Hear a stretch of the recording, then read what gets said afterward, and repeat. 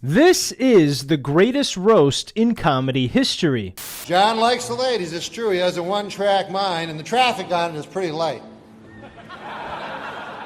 Cloris, if people say you're over the hill, don't believe them. Why, you'll never be over the hill, not in the car you drive.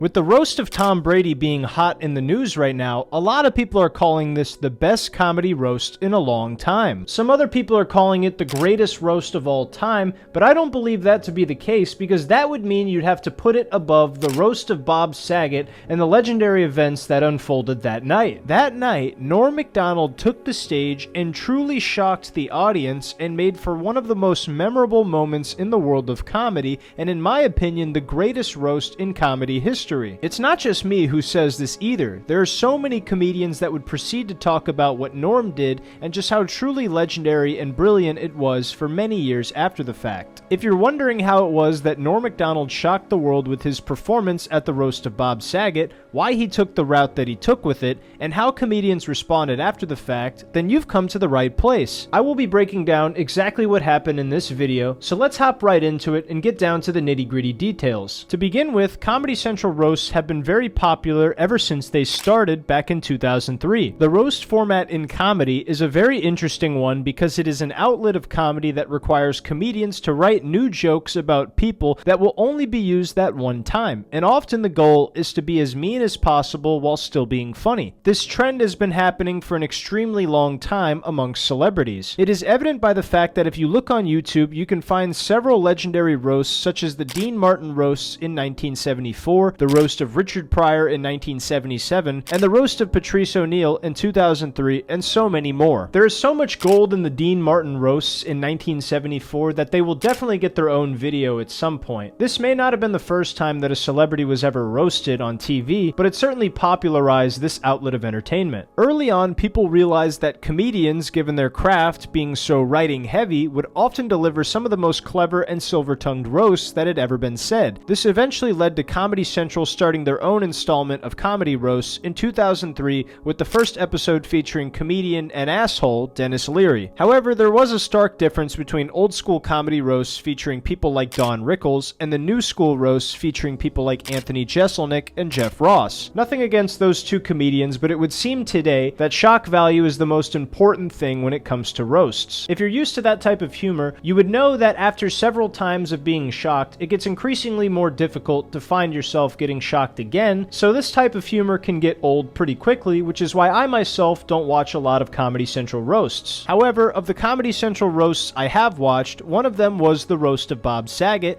that was set to take place in 2008 and aired on August 16th. The esteemed roast master was actor John Stamos, and the roast would feature a lot of regulars on the Comedy Central roast lineup with a couple new faces. The list of roasters included Susie Essman, Greg Giraldo, Jim Norton, Jeff Garlin, Gilbert Gottfried, John Lovitz, Cloris Leachman, Jeff Ross, and several more. But there were two additional names on the roast roster that would catch everybody off guard: Norm MacDonald and Artie Lange. This was something that a lot of die-hard comedy fans were absolutely stoked for, a dynamic duo of chaos on the roast of Bob Saget. Before 2008, one of Artie Lange's most viral moments was on the Joe Buck live show, where he absolutely roasted Joe to a crisp and basically got the show taken off the air on the first episode. And Norm had always been well known for roasting people when he felt necessary, as he often did when he hosted awards shows or even behind the desk at Weekend Update. One of the most memorable Norm MacDonald moments in history is when he hosted the ESPYs and dealt some absolutely hilarious roasts to some of the players in the audience. It's hard to believe, huh, that the ESPYs are 6 years old.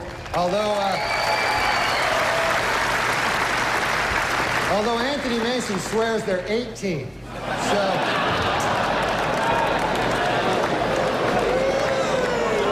He became the first defensive player to win the Heisman Trophy. And congratulations, Charles.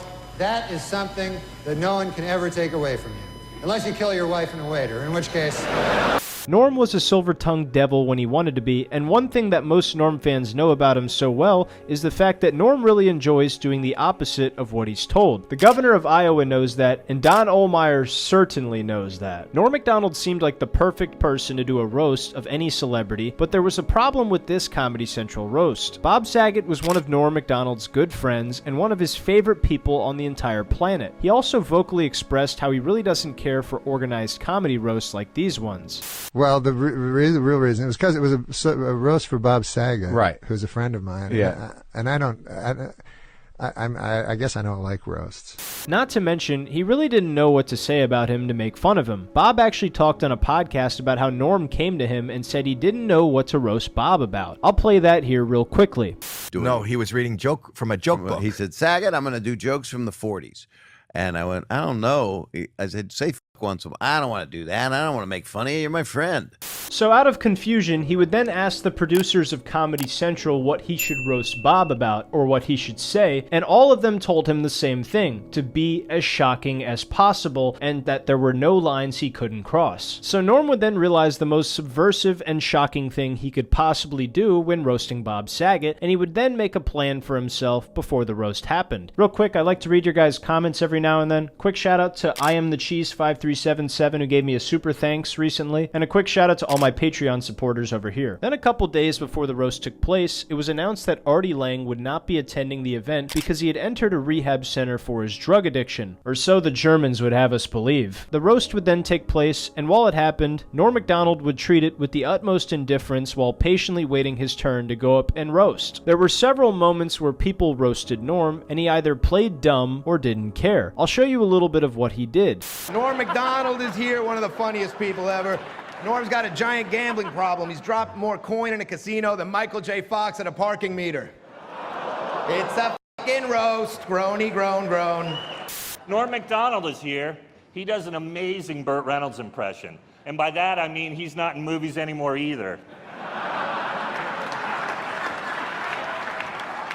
Then when Gilbert Gottfried went up, we got to see Norm put down the newspaper and actually give him his undivided attention, and you would also get to see Gilbert actually make Norm laugh for the first time all night. Jim Norton is a pervert. He's a necrophiliac. Last night he fucked Norm MacDonald in his career.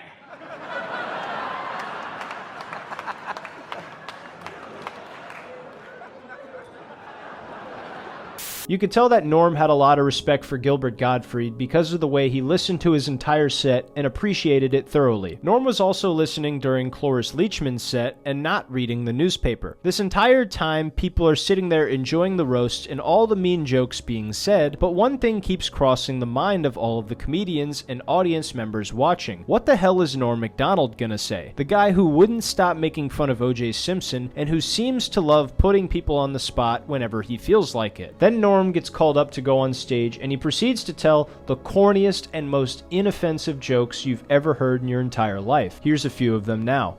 Well, John has a reputation for being a bit of a swinger. Did you know instead of an umbilical cord, John was born with a bungee cord? Greg Coraldo, I'm just joking him.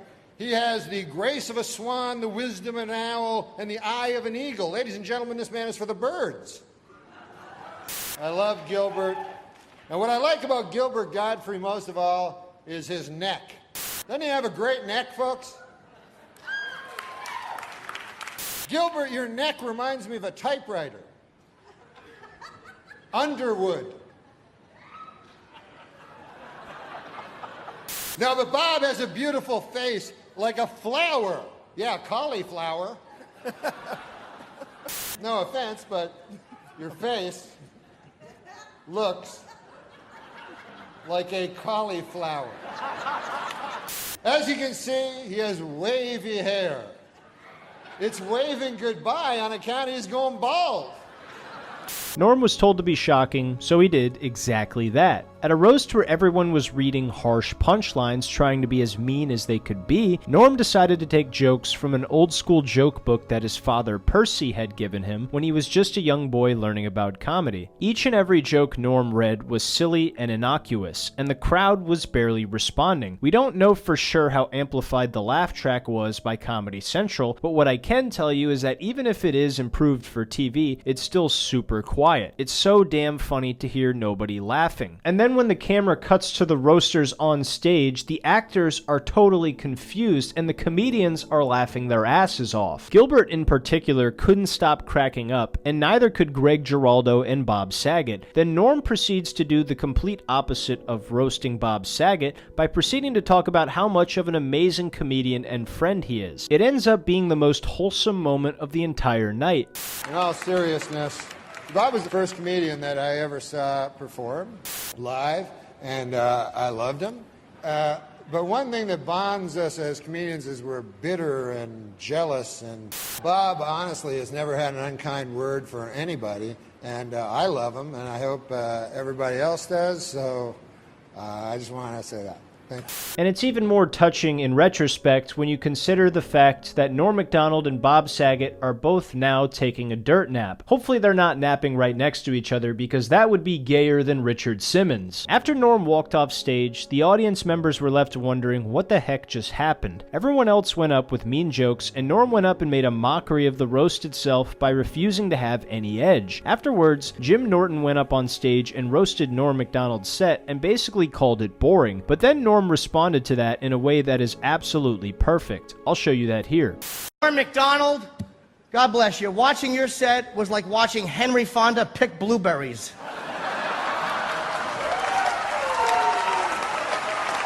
Why, I don't think there's a person in here that would not love to watch Henry Fonda pick blueberries. Just an all-around amazing response that even had Jim Norton cracking up. Also during Jeff Ross's set, he made fun of Norm, and Norm gave him a slight jab while he was reading the newspaper. Watch this. Norm Macdonald's so stoned he thinks he's at a roast for Bob Seger. I love you, Norm. Wow, you never come out, Norm. You're like the J.D. Salinger of jokes. What's the over-under tonight? What's going to happen, Norm? No, I wanted to read something funny, so I'm reading Marmaduke. A classic line from our favorite chunk of coal. There was one person that didn't roast Norm Macdonald, though. You guessed it. Frank Stallone. Anyway, after the roast ended, many comedians would talk about it and just how funny it was that Norm did this. Colin Quinn talked about the roast and had nothing but good things to say about Norm. I'll show you that here. Bro, when there's some roast and Norm goes up and he just bombs on purpose. Yeah. And he goes, Gilbert Gottfried, if you see during this as a gentleman, go ahead and enter. I get fairly... He goes, Cloris Leachman, they say she's over the hill, not in the car I saw her driving.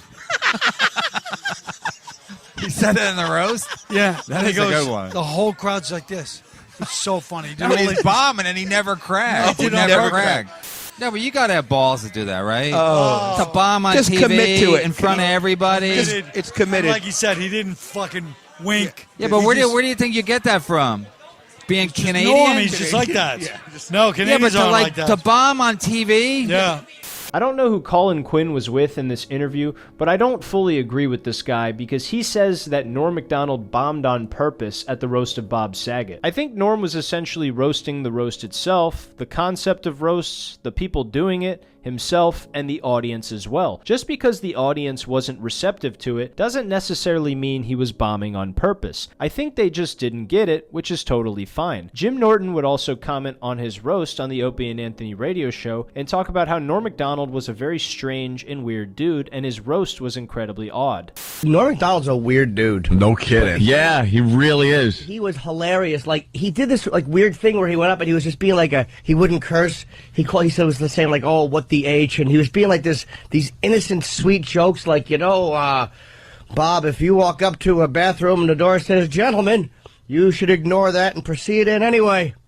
Like that type of stuff. It's funny to think Jim didn't get it, and he took the angle of Norm being weird for it. And it doesn't shock me either, because he's green with envy and he has a yellow stripe down his back. Norm would then go on to the WTF podcast with Mark Maron and reflect on the roast of Bob Saget. He would talk about how he wasn't even sure about the roast at times and how he felt about it, but that there were a lot of people who thought he was mentally ill for doing this and not getting big laughs. While he may not have gotten the people in the audience to laugh, the real audience back at home got to really enjoy what it was Norm was doing. To take the roast where everyone has a PP measuring contest about who can write the most antagonistic punchline and shocking joke, and instead do corny and innocuous jokes, is perfect and absolutely hilarious. For this and so many other reasons, the roast of Bob Saget to me by Norm was my favorite roast of all time. Patrice O'Neal's roast of Charlie Sheen was a close second to this one, but we will save that lovely roast for another video. Anyways, what did you guys think of the roast? Did you love it? Did you hate it? Do you wonder what Artie Lang would have said if he was on the roast with Norm? Let me know what you guys think in the comments down below. If you liked the video, make sure to give me a thumbs up, and if you're new, you can subscribe to the channel. I also have some bonus behind-the-scenes content on my Patreon. But all in all, this was the greatest roast in comedy history. That's a funny roast, huh? Yeah, you gotta laugh just to escape. This is the time Norm MacDonald destroyed at the ESPYs. He became the first defensive player to win the Heisman Trophy. And congratulations, Charles. That is something that no one can ever take away from you. Unless you kill your wife and a waiter, in which case... all bets are off. If you're a big-time comedy fan, or you've even just dabbled in the comedy content space, then you've certainly been exposed to the late, great Norm MacDonald. If you're a subscriber of this channel, then Norm MacDonald needs absolutely no introduction. But if you're new here, Norm MacDonald is considered by many comedy fans to be one of the greatest comedians of all time, if not the greatest. He's legendary in the world of comedy for his unbreakable integrity and his willingness to be ballsy and take risks, even if it cost him a cozy opportunity. One of the greatest Norm MacDonald moments of all time was when he hosted the ESPYs in 1998 and brought the house down. If you'd like to learn more details about Norm MacDonald hosting the ESPYs, how he got the gig, why it was legendary, and some of the repercussions he faced after the fact, then you've come to the right place. I will be discussing this event in great detail throughout the entire video, so if that sounds interesting to you, let's hop right into it. To begin with, let me start by explaining to the folks at home what the ESPYs are. The ESPY Award, which is short for Excellence in Sports Performance Yearly, is an award that's given out annually for athletes and teams who give extraordinary performances over the last calendar year. If you don't watch a lot of sports, it basically sums up to whichever guy is the best at playing with balls gets a trophy and a speech so that he can thank God, his wife, and the woman he's fucking when his wife isn't around. The ESPYs are broadcasted by ABC, and they always have a host for the event. The host will usually be either a comedian, actor, or sports person. In fact, the first person to host the ESPYs was Dennis Miller in 1993 and 1994, who we know is an avid admirer of everything Norm MacDonald. However, a few years later, Norm MacDonald would be hired to host the ESPYs for its 6th annual ceremony in 1998. It was an incredibly ballsy decision, to say the least, to let Norm MacDonald host the ESPYs. I, for one, think the person responsible for this decision deserves a blowjob from a really hot woman, like Caitlyn Jenner. No, but seriously, this was a pretty unbelievable decision when you really look at the timeline of events. It was 1998, and at this time, Norm MacDonald had built a reputation for being one of the most fearless and unpredictable Weekend Update hosts on Saturday Night Live, a reputation he has since held on to even to this day after his untimely demise in 2021. It's even crazier when you consider this was the same comedian who just 1 year ago got hired for a corporate clean comedy gig in Iowa and then got kicked out of that state for doing material that was anything but savory and clean. Which, if you want to learn more about the time Norm MacDonald got kicked out of Iowa and you're not gay, I made a whole video on all the details surrounding that event you can watch after this one. Anyway, the 6th ESPYs Awards ceremony was on February 9th, 1998, which was just 1 month after Norm MacDonald had been fired from Saturday Night Live for what everyone thought was the O.J. Simpson jokes. The awards ceremony took place place at Radio City Music Hall in New York City, which meant that given Norm's popularity on Saturday Night Live for many years, he had a home field advantage with the audience. If I had to guess, this was probably the reason that Norm got the gig, given his popularity amongst the audience and the main demographic of people that would be in attendance for the ESPYs. Anyway, Norm Macdonald would get the gig and would proceed to give one of the most incredible performances of all time. While airing on ESPN, there would be a little prelude to the monologue where Norm was doing an interview while dressed like he was about to go buy a pack of cigarettes. He talks about his favorite part of awards ceremonies.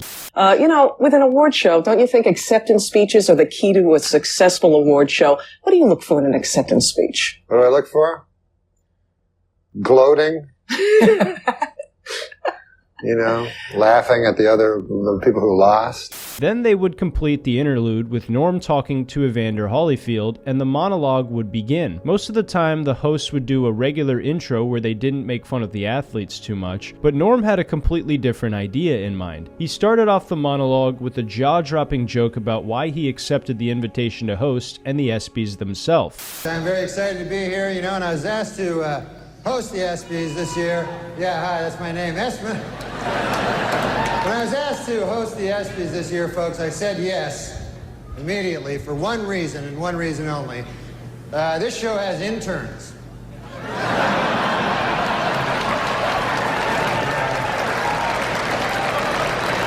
I'll be having a little improper relations backstage a little later. The 6th annual ESPY Awards. Hard to believe, huh, that the ESPYs are 6 years old. Although Anthony Mason swears they're 18.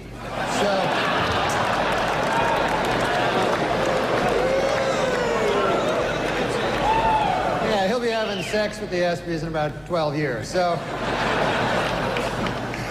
What a way to start the sports ceremony. I can't get over the shit-eating grin on his face after these jokes, like a kid who just broke something in his parents' house. It was at this point you could see from the camera that many people in the audience were starting to get uncomfortable. Norm would continue to drill all the athletes in the audience and hit them with some amazing jokes.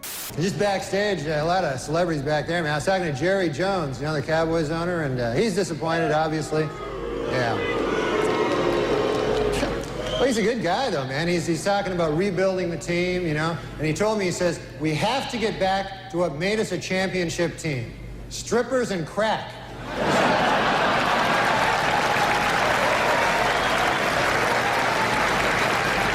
I love the Denver fans, because for one thing, they don't wear food on their heads. That's nice. And they had a wild celebration in Denver after that Super Bowl, man. And now city officials expect an even wilder celebration if the Nuggets win 10 games this year. They say they're going to... say the whole city's going to go nuts.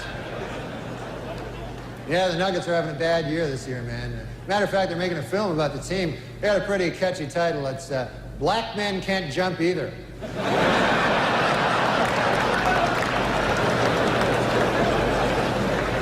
But Jordan is very serious, though, about leaving. In fact, he's already called the Hall of Fame to make sure that his plaque bears his basketball nickname, Air Jordan, and not his baseball nickname, Senior Crappy.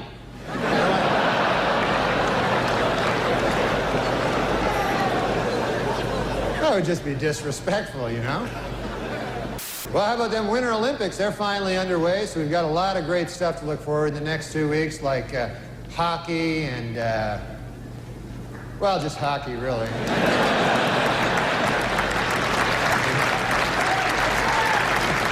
I was watching last night, I saw speed skating, and my goodness, could the outfits they wear be any tighter? Holy Lord. There was an East German woman, I swear, you could see the outline of her entire penis. It was...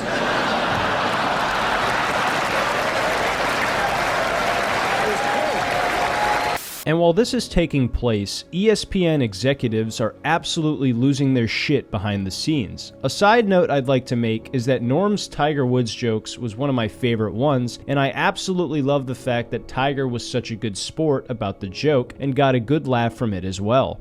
Well, there's all kinds of sports celebrities in the audience tonight. I see Tiger Woods right there. Tiger Woods, how about that, huh?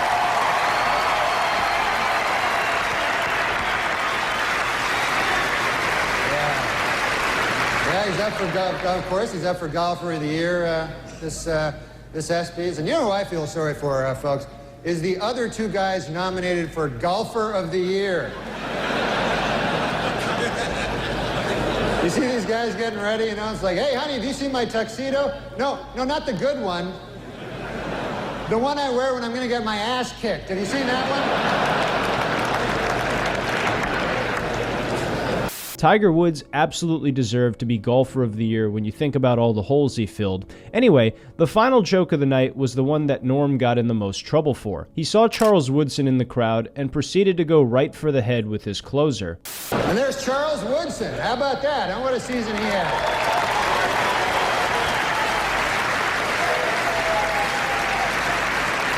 Great, man. He became the first defensive player to win the Heisman Trophy. And congratulations, Charles. That is something that no one can ever take away from you. Unless you kill your wife and a waiter, in which case, all bets are off. Just a word of advice. What a way to conclude the awards ceremony. A vicious O.J. Simpson joke in typical Norm MacDonald fashion. The crowd's response was huge, and you could see Ken Griffey Jr. in the audience get visually uncomfortable and shake his head after the fact. Absolutely amazing. It's safe to say that ESPN executives definitely regretted their choice to have Norm MacDonald host by the end of the monologue. They should have known that Norm would do what he always did best, which was the opposite of what everyone expected. It's hilarious to think that when Norm wanted to roast people, he could write some of the most silver-tongued and vicious jokes you've ever heard, but then when he was asked to be shocking on a comedy roast of Bob Saget by the executives of Comedy Central, he would refuse to curse and tell the most innocuous dad jokes you've ever heard. Furthermore, despite the audience loving the ESPYs monologue that Norm gave, ESPN would never invite Norm back to host the ESPYs again, even though they saw an incredible ratings boost. It would appear the general population didn't want to see the host kissing a bunch of athletes' asses and would rather see them get verbally decapitated like that one football player did to his wife, who, I'm not even going to dignify him by saying his name, but I think you know who I'm talking about. Norm would then be asked about this many times after it happened, given the infamy this ESPYs had at ESPN. Many years later, Dan Patrick would be hosting his own show, and he would have Norm MacDonald on the phone, and Dan would discuss a lot of nervous energy and discomfort that was in the air while Norm was on stage doing the monologue. We also get a little bit of insight from Norm himself as to how ESPN executives reacted to the set once he was off stage. Yeah, I'm here, man. You do a great job of always making me uncomfortable. When you hosted the ESPYs that one time. Oh, you were there. I remember that. Oh my God. You had jokes, but they weren't directed at me. I was uncomfortable, and they weren't even directed at me. Yeah, I have this thing where I don't even know when I do bad, but that happens to me a lot. I come off, I go, hey, that went pretty well, right? They're like, well, everyone left. I'm like, oh. It's so funny to hear Norm being so coy about how well he did. He knew the audience loved it, but I think deep down he knew the executives hated it more, but the best part was he likely didn't give a shit regardless. For a while, this was merely a speculation that the executives lost their minds over Norm. Granted, it was very likely speculation, but American sports commentator Rich Eisen actually came out and confirmed what we all knew was true in a tweet back in July 2023. Another hilarious side note was Norm's interaction with Ken Griffey Jr. after the fact. If you watch Norm's ESPYs monologue in its entirety, you will see several times when the camera pans over to Ken Griffey Jr. and he looks very, very uncomfortable. Then Norm shared a brief conversation they had after the event had ended. Well, Ken Griffey was really mad for some reason. I don't really know why. And he was like, yeah, that was really funny, man, really funny, like real sarcastic. And then I said, hey, man, listen, I just want to tell you one thing. I go, there's never going to be a guy, never going to be a player like your dad. That guy was the best. There'll never be anybody close to that guy. What did he say? He just looked at him. He didn't know what to do because what are you going to do? Go, my dad, you know? I'm way better than him, you know? But you knew that's what was in his head.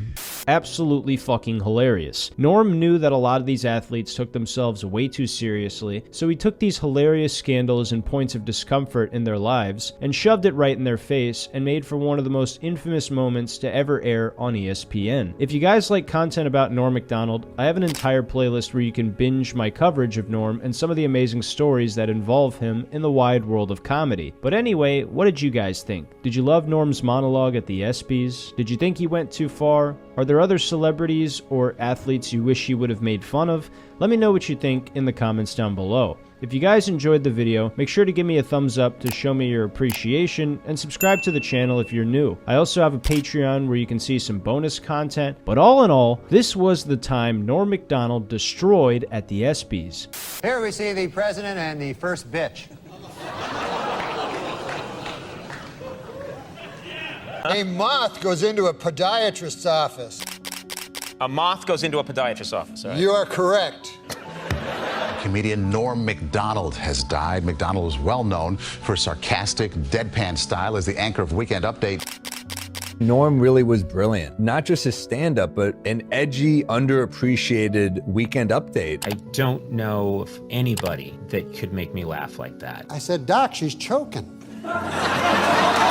I love Norm MacDonald. There's not another guy like this guy. And working with him was the greatest thing that ever happened to me. Because the light was on.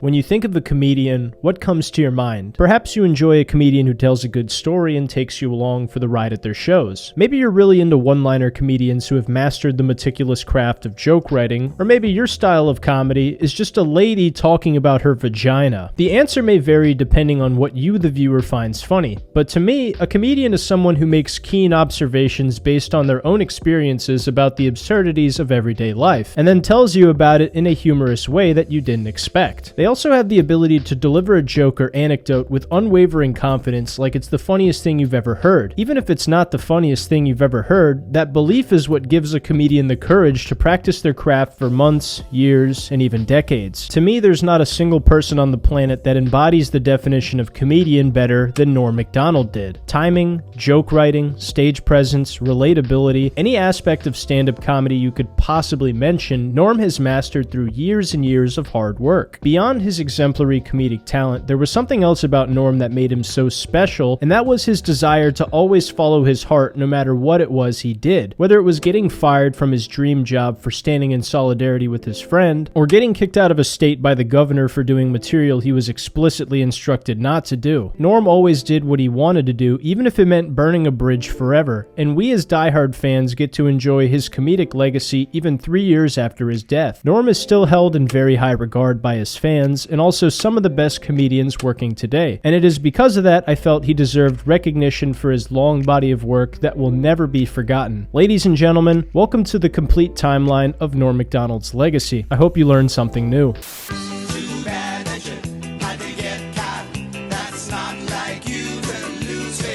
On October 17th, 1959, Norman Jean MacDonald was born in Quebec City, Canada. His family lived in a very rural area on a farm that Norm's father Percy had inherited from his father. Norm's family consisted of his father Percy MacDonald, his mother Fern MacDonald, and his older brother Neil MacDonald. For much of Norm's childhood, his family was very poor, and this would not change until his father became one of the real heroes working as an English teacher. A lot of people spoke French in Quebec City, but Norm's father insisted they speak English instead because of the rivalry between the English and French. We very rarely got to hear Norm be sincere, but in this interview from the WTF podcast with Mark Maron, we got to hear Norm speak candidly about his childhood very briefly. So when you grew up, what'd your folks do?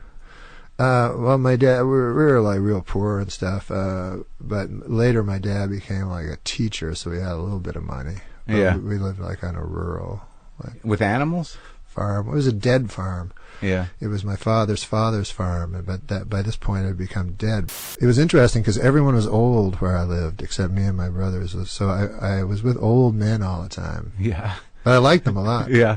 I really liked them. Do you still like old people? Love them. So Norm talks about how he had a humble upbringing and that his family was always a part of the working class, even when his father got a job as a teacher. What I thought was particularly noteworthy is how highly Norm speaks of his elders and older people, given how frequently he was around older people in his hometown. I love super old people because it's like it helps you with perspective, you know what I mean? Yeah, yeah. Like there's a thing, like I love country songs and shit, but there's this myth about the old guy that never forgot about the girl and he's drinking and That's not true. Like, when you meet old people, you know what I mean? You go, hey, you heartbroken? They go, what? You know, they don't care. I don't even remember her. Yeah, it's all like comedy Yeah. to them. They go, yeah, there was Yeah, lady. I this morning. Everything's good. Exactly, right.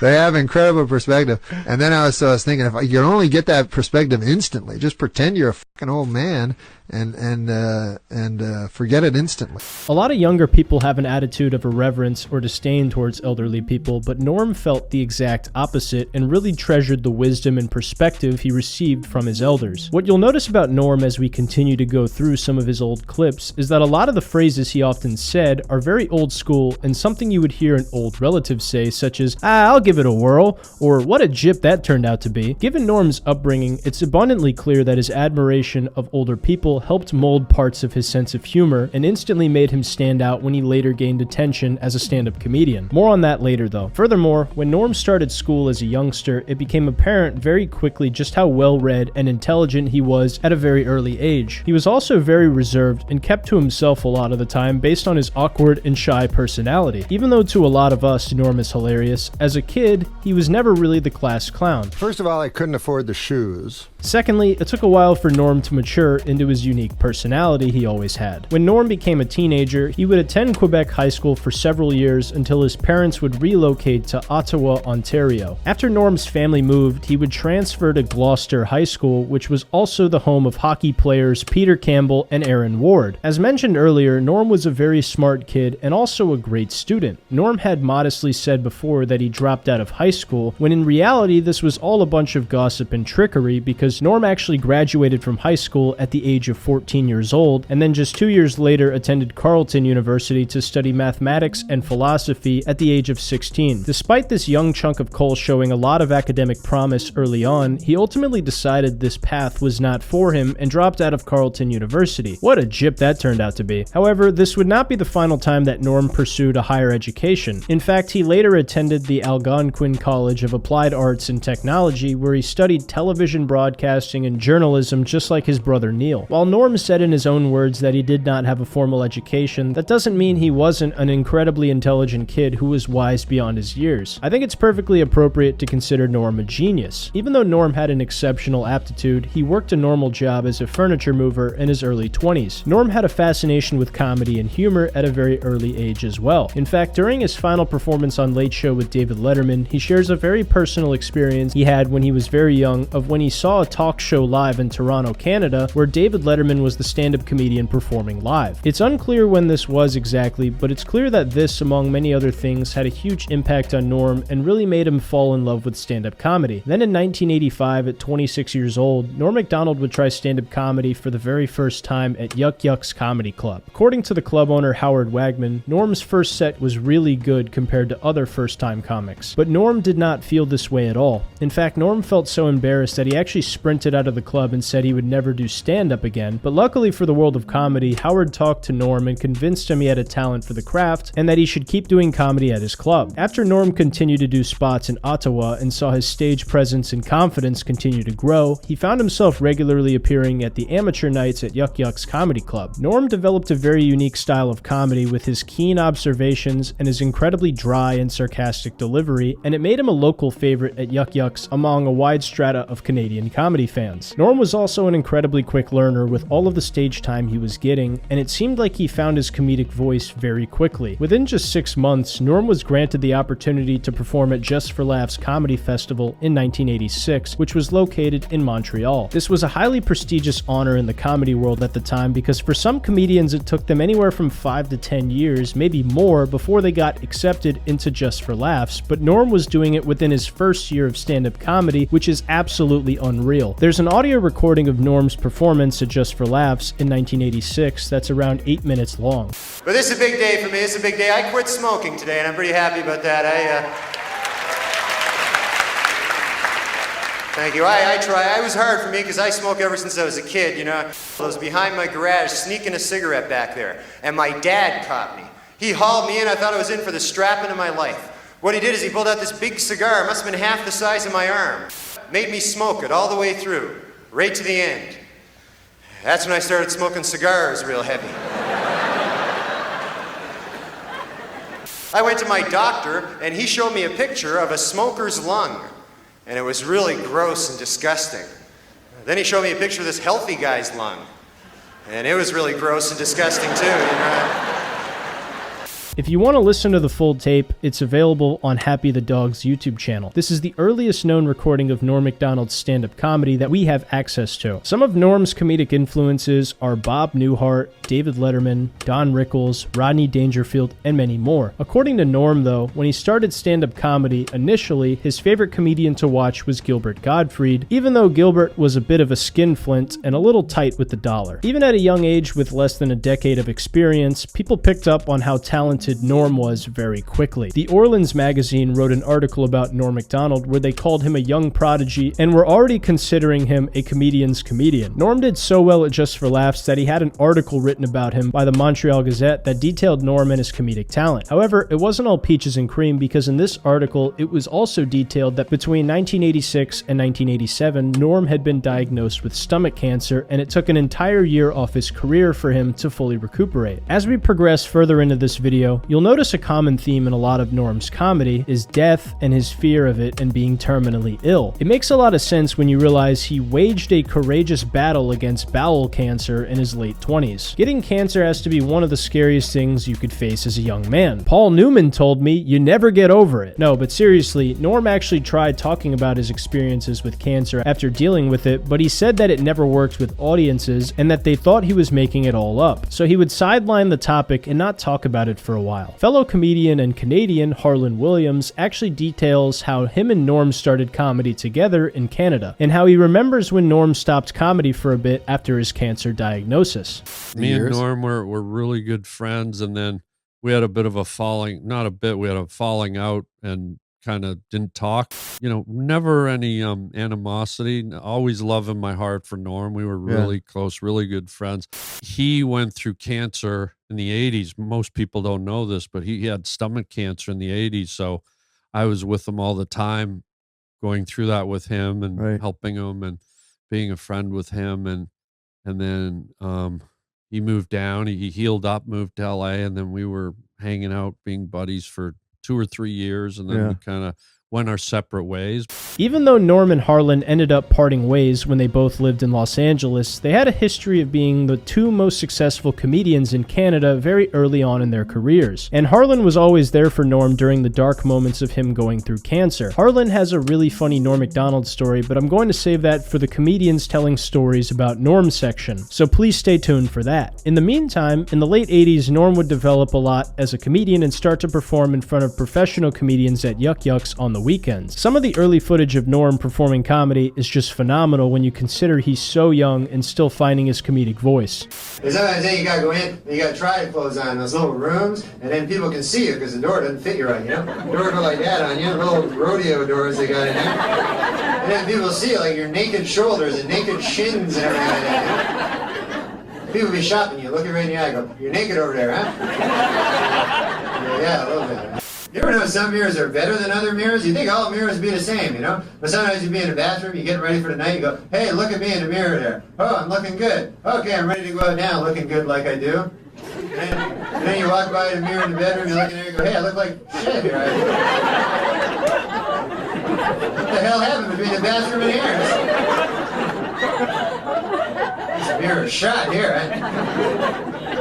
Even 4 years into comedy, Norm just had it. He was already commanding the stage and delivering jokes with the utmost confidence like a seasoned professional. A comedy club owner wrote something about Norm I felt was very compelling. He said, quote, "In the late 80s, Toronto Yuck Yucks owner Mark Breslin set up a showcase for me for 15 of the best Canadian comics. But once Norm hit the stage, everyone else was just playing for second place. I'd never seen anyone like him before, and I've never seen anyone like him since. He has always made me proud to be in this profession, as I've always had the utmost respect for him. One of the greatest comedians of my or any generation, and I'm truly honored to have known him," end quote. Words like these are truly remarkable and only capture a sliver of just how good Norm was and the impact he had on the craft of stand-up comedy. Eventually, as Norm continued to grow and develop as a comedian, he received more splendid opportunities such as performing as a contestant on Star Search, and more notably, he made his late-night debut on Late Night with David Letterman. When Norm did Star Search, he went against Australian comedian Vince Sereni funny, and Liberian comedian Bushman. Despite giving it his all, Norm would come up short and lose to Bushman on Star Search because he simply wasn't as funny as this silver-tongued Liberian, or so the Germans would have us believe. The show would not be nearly as pivotal, though, as Norm's network television debut on Late Night with David Letterman on May 9th, 1990. Norm would bring the heat and give an exemplary television debut that Letterman absolutely loved.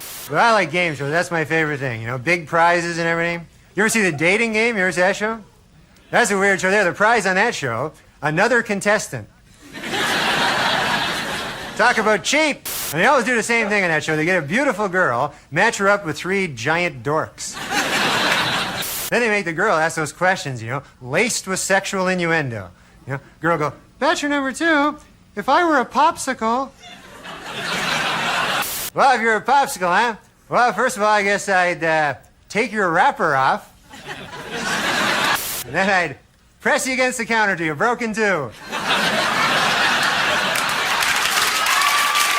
Letterman instantly took a liking to Norm and went on the record saying, quote, "If we could have, we would have had Norm on every week," end quote. So Norm has really started to make his mark on the world of entertainment. He had Letterman in his corner for support and had looked death right in the eye with no fear at all during his stomach cancer diagnosis. And it was clear at this point that people were about to see the rise of somebody who was truly special. However, tragedy would strike Norm and his family when on October 29th, 1990, Percy McDonald would wage a courageous battle against heart disease that ended in a draw. It was horrific for Norm to go through one of the most devastating losses of his life, just 5 months after one of the most exciting moments of his life, appearing on Letterman for the very first time. But it was the unfortunate hand our chunk of coal had been dealt. After mourning his father's death, though, Norm continued to make leaps and bounds in the world of comedy by making several more appearances on Letterman in the early 90s. And Norm had gained so much popularity for his unique comedic ability that HBO offered him a comedy special on their network that he would record in 1991. In this HBO special, we would see the finished product of a lot of jokes we had seen Norm do previously in older sets, such as the 1989 tape from Yuck Yuck's Comedy Club, and also his 1990 TV taping on Evening at the Improv. For example, Norm's famous cliff diving bit that was talked about by the Montreal Gazette. I saw this one cliff diving. There's a weird sport, eh? A guy diving off a cliff there, and they're trying to pass it off as a sport. You know, it's like attempted suicide pretty well, eh? It's tough to know who's better in cliff diving either. Like you see a guy diving off a cliff, they go, "Oh man, a guy diving off a cliff." And then another guy dives, "Oh, there's another guy diving off a cliff." If you survive it all, hey, you're a great cliff diver there. There's only 2 classifications in cliff diving there. There's a grand champion and then stuff on a rock. Another great example of a joke that evolved and signified Norm's comedic development was the bit about buying a pit bull. Big pit bull, $600, you know? And I was looking to pay, you know, maybe a buck, something like that, you know, maybe. But this guy goes, "No," he says, "why don't you buy this pit bull?" He says, "This kind of expensive dog," but he goes, "This will protect your valuables, this dog." You know, I don't have anything very valuable, you know, I don't own a lot of stuff there, you know. I buy a pit bull, that would be the most valuable thing I own, right? When I was young, no such thing as a pit bull. When I was a kid, it was the meanest dog around, the Doberman dog. You don't see Dobermans around anymore. You ever notice that? Pit bulls now, they got all the work and everything. Once in a while, you see them on a park bench with a frisbee there, you know. I used to be somebody. I'm a Doberman. Got a buck? The way this bit organically trails all the way to the Doberman impression is excellent, and it's remarkable to think Norm was doing this with just 6 years of comedy experience under his belt. If you watch Norm's HBO half hour from 1991, you'll pick up very quickly how Norm loves to talk like an old-timey person. It's almost like Norm was preparing to be an old man his entire life based on what we heard earlier about how he grew up around a lot of elderly people in Quebec City and how he really had a deep appreciation for them. After this special was taped, Norm would continue to hone the craft of stand-up comedy and work comedy clubs until he became a writer for the one and only season of The Dennis Miller Show in 1992. While Norm's stint on the show was short, given the show only being on the air for 1 season, this was a point where Norm would gain another fan for life, being Dennis Miller. Dennis has been there for some of the most iconic Norm MacDonald moments of all time, and he always saw something unique about Norm and thought he was a comedic genius. No, I was just thinking, you know, because they have that Viagra thing out. Yeah. And the other day, you know, Bob Dole came right out and said... He was one of the first. Yeah. And, you don't want to hear about Bob Dole's cock, you know? I mean, President Clinton's cock, Bob Dole's cock, what the hell? But mostly, an old man like that, an old man, you don't want him to have a super hard cock. You know what I mean? Why? Why? Because an old man, you want him to be, got a pipe going, a newspaper, the dog at his feet there. Well, that, in some corners, is considered pipe. But now they're going to have to create some goddamn pill that makes women aroused at the sight of a fucking 70-year-old dude with a super hard cock. You know what I'm saying? It's crazy. This is Viagra. It's insane. And you know what it's for? Impotent people. All right, it's for impotent guys. So get this. I read this. The pill can make your cock hard for 4 hours. Right. So now, who has the 4-hour hard cock? The impotent guy. The rest of us are fucked. Me and you got our regular cocks. Meanwhile, fucking Spade is, Dennis Miller, similar to Conan O'Brien and David Letterman, knew how to press Norm and draw more funniness out of him when he was being interviewed. Anyway, shortly after, Norm would receive another job that would end up being his first big writing gig in show business for a sitcom on Roseanne Barr's show Roseanne. He actually talked about this with Larry King and shared some of the experiences he had on the show with Roseanne. You wrote for Roseanne, huh? Yeah, Roseanne was my first job, yeah. She was fantastic. That was a great sitcom. Every week, the writers would go write a sketch, very traditional sitcom sketch, and she didn't want to do that. So she'd go, get rid of all these Yeah, go ahead. Get rid of all these jokes. Why are all these people telling jokes? That's not how people act. The next week, it would repeat, the same exact dynamic would start again. They'd never go, Roseanne's right. We got to change everything.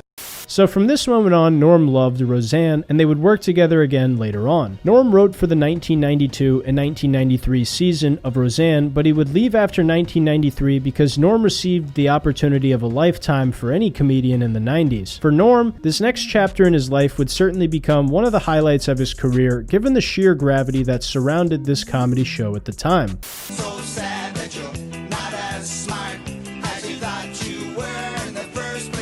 After 8 years of working his ass off, Norm would join the cast of Saturday Night Live in 1993, where he went on to do legendary impressions of Larry King, Burt Reynolds, David Letterman, Bob Dole, and many more. Now, before we get into what Norm did on the show, this was always a lifelong dream of his, and it must have been absolutely surreal to finally be on SNL. If you didn't know, Norm MacDonald used to talk to Harlan Williams about how bad he wanted to be on Saturday Night Live, and they even did sketches together in an old church basement. Norm, when we were up there, he used to tell me, he goes, I want to be on Saturday Night Live one day. And me and him, and I found an old church and rented the basement, and we would go in there. Me and Norm would go down in this room by ourselves and do sketches together. We even made signs. We did this one sketch where we were sports broadcasters calling the color to baseball games. And so I painted a big mural of the Major League Baseball thing. And we'd sit at this thing and be, okay, over to you, Norm. And we'd do these sketches, but to nobody. So SNL wasn't just another job for Norm, it was something he literally dreamed about being on for many years when he started comedy, and Harlan knew this very well. In his first year on the show, he had some very memorable performances that are still talked about to this day. A few of my favorite sketches Norm did while on SNL were the multiple personality sketch with Roseanne, and also the zoo sketch he did with Chris Farley. Speaking of which, while on the show, Norm would also befriend the bad boys of SNL, which consisted of Adam Sandler, Chris Rock, Tim Meadows, Chris Farley, David Spade, and Rob Schneider. This would lead to several more opportunities for Norm down the road with movies and comedy shows. Norm often said he wasn't great at acting, but when it came to doing impressions, he was actually really good. Anyways, Howard, the thing is, okay, about Pulp Fiction, okay, is I had to figure out who was the best guy for it, okay? So, I had to look into my big misshapen head, all right? To finally figure it out, okay? One of my favorite impressions he did was when he played Burt Reynolds on Celebrity Jeopardy, and also when he did David Letterman. Norm always believed that in order to do a decent impression of someone, you have to like the person. In fact, he says this on an interview. But if you do an impression of someone, you have to like that person, you know, because you're playing the person and people like themselves. So it's obvious why he made such a good impression of all the people I've listed, because Norm really admired all of these people in some way. All of this is well and good, but one season after Norm joined the cast of Saturday Night Live, he would end up getting the job that is arguably his most famous role on television, which was the anchor on the Weekend Update news routine. This was Norm Macdonald's bread and butter on SNL, and a lot of old fans of the show have called Norm the funniest Weekend Update host of all time. Reason being was because Norm would read some of the funniest jokes we'd ever seen on TV, and some of the ballsiest jokes as well. Nobody was safe when Norm was behind the desk at Weekend Update, whether it be the Clintons. Here we see the president and the first bitch. Or even just your friendly neighborhood crack whore. However, last year's worst job, assistant crack whore, has been replaced by a new worst job, crack whore trainee. Classic crack whores. You gotta love them. Norm's biggest target would end up being alleged murderer and dead man O.J. Simpson, though, but more on that later. There was just something so uniquely Norm about the jokes on Weekend Update, he told, and the utter indifference he had towards the audience's reaction. Conan has talked about this before, and I think he sums up perfectly what made Norm's time behind the desk so amazing to comedy fans. Some of his time on Weekend Update. Mm-hmm. Yeah. When you watch it now, you realize Norm just didn't care if it got a laugh. No. And he didn't. Yeah. He didn't care. And he had a joke. I think Downey wrote the joke. It was during the OJ trial. In a brilliant move during closing arguments, Simpson attorney Johnny Cochran put on the knit cap prosecutors say OJ wore the night he committed the murders. Although OJ may have hurt his case when he suddenly blurted out, hey, easy with that. That's my lucky stabbing hat. Who else could do that? Right. And he doesn't. And if it got nothing, he would stare. Yeah. And tell you your problem. I thought that was one of the best.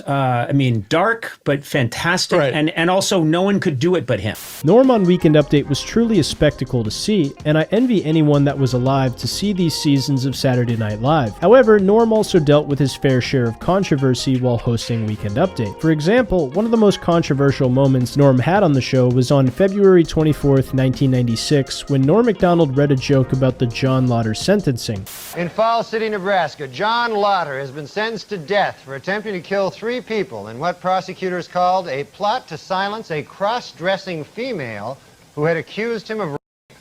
Now, this might strike some viewers as harsh, but I believe everyone involved in this story should die.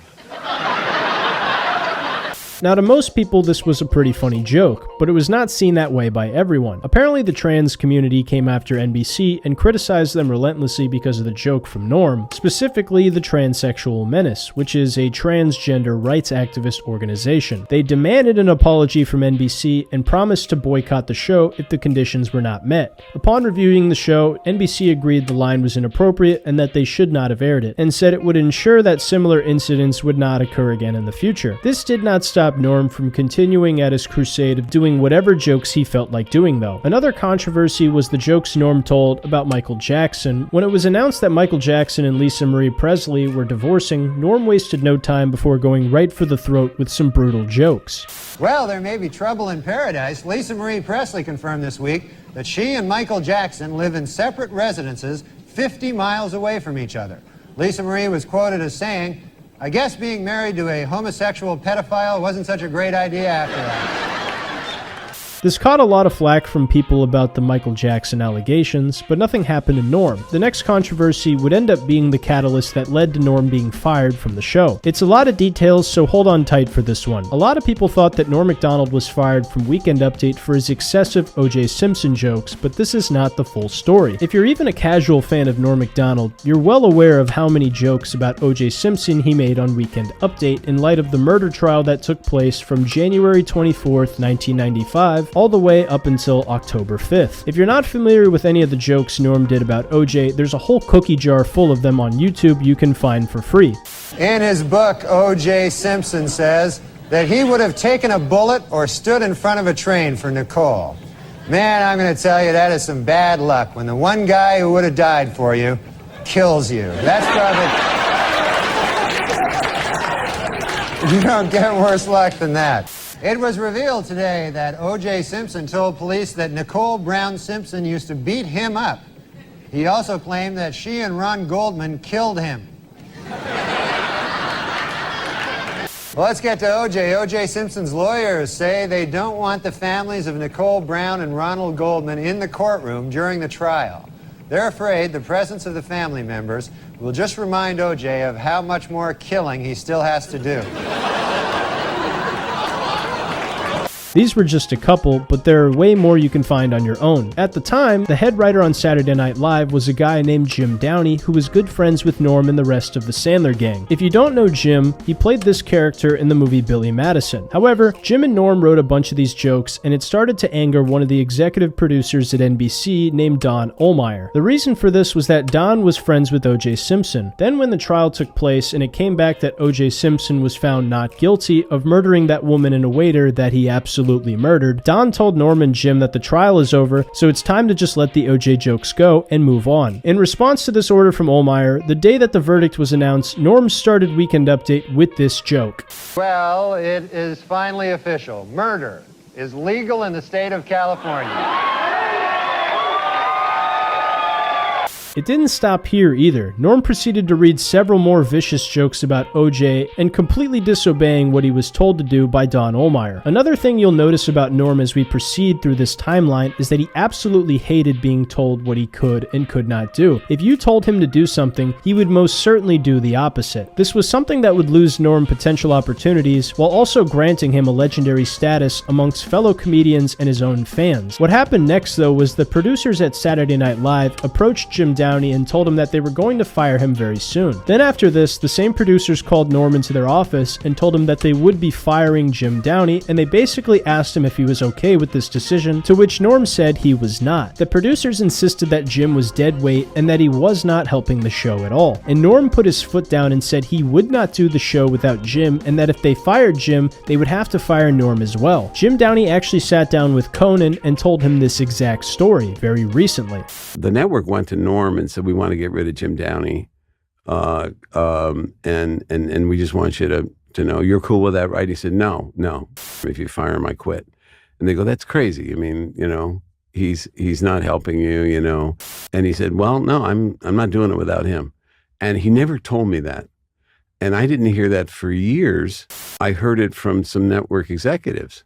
And and part of everything else, if that had been me, that would have been, you bet Norm would have heard. So Norm got fired from Weekend Update halfway through the 1997 season while standing in solidarity with his friend Jim. What's crazy is the public would have never known about this if the producers didn't tell Jim Downey, and Norm refused to make a moral stand about it publicly because he didn't want to big brother Jim. This is why everyone for so long thought Norm was fired for the OJ jokes. Then Norm went on Letterman directly after this happened and played coy, making it seem like it was all his fault. No, you didn't get fired. Yeah, they fired me. No, they didn't fire you. No, I'm serious. I talked to a guy that said I'm fired. They said that this guy, Don Ohlmeyer, turns out to be the president. Yeah, now I know Don Ohlmeyer, and just between you and me, he's an idiot. Oh. So he goes, oh yeah, I'm firing you there from the show. And then I said, oh, that's not good. Then I said, why is that now? And he goes, oh, you're not funny. Yeah. And then I said, oh, Lord, that's even worse news, This truly shows the character Norm MacDonald had to stand for his friend Jim and not use the firing as a way to make himself look good. Even though Norm seemed to not care when he told jokes on Weekend Update, knowing what we know with him telling Harlan Williams about SNL being his dream, this must have been an incredibly difficult decision for him to make. It didn't matter though, because Norm always had golden integrity. After the 1998 season concluded, Norm was canned from Saturday Night Live as a whole, and the reason cited for his firing was lackluster ratings and because Norm was no longer seen as funny by producers at NBC. However, Norm did not have any trouble landing on his feet after his departure from the show. Very shortly after his firing from SNL, one of the most iconic and badass moments of Norm's career would take place. On February 9th, 1998, Norm MacDonald was selected to host the 6th annual ESPY Awards just 1 month after being fired for what everyone believed was the O.J. Simpson jokes. If you don't know what the ESPYs are, it basically sums up to whichever guy is the best at playing with balls gets a trophy and a speech to thank God, his wife, and the woman he's fucking when his wife isn't around. The awards ceremony took place at Radio City Music Hall in New York City, which meant that given Norm's popularity on SNL, he had a home field advantage with the audience. Then he proceeded to give a vicious monologue where he roasts the shit out of all of these athletes. But man, it's great to be here at the 6th annual ESPY Awards. Hard to believe, huh, that the ESPYs are 6 years old. Although Anthony Mason swears they're 18.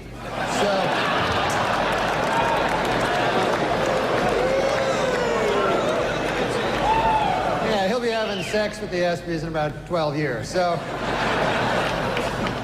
I was watching last night, I saw speed skating, and my goodness, could the outfits they wear be any tighter? Holy Lord. There was an East German woman, I swear, you could see the outline of her entire penis. It was... Well, there's all kinds of sports celebrities in the audience tonight. I see Tiger Woods right there. Tiger Woods, how about that, huh?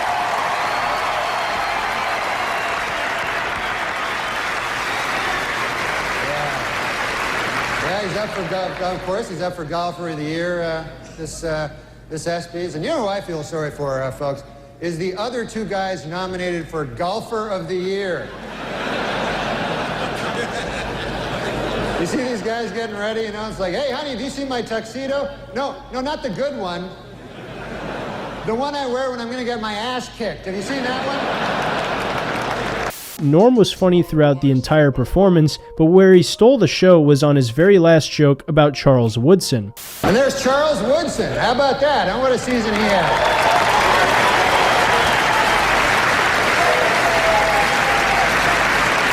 Great, man. He became the first defensive player to win the Heisman Trophy. And congratulations, Charles. That is something that no one can ever take away from you. Unless you kill your wife and a waiter, in which case... all bets are off. Just a word of advice.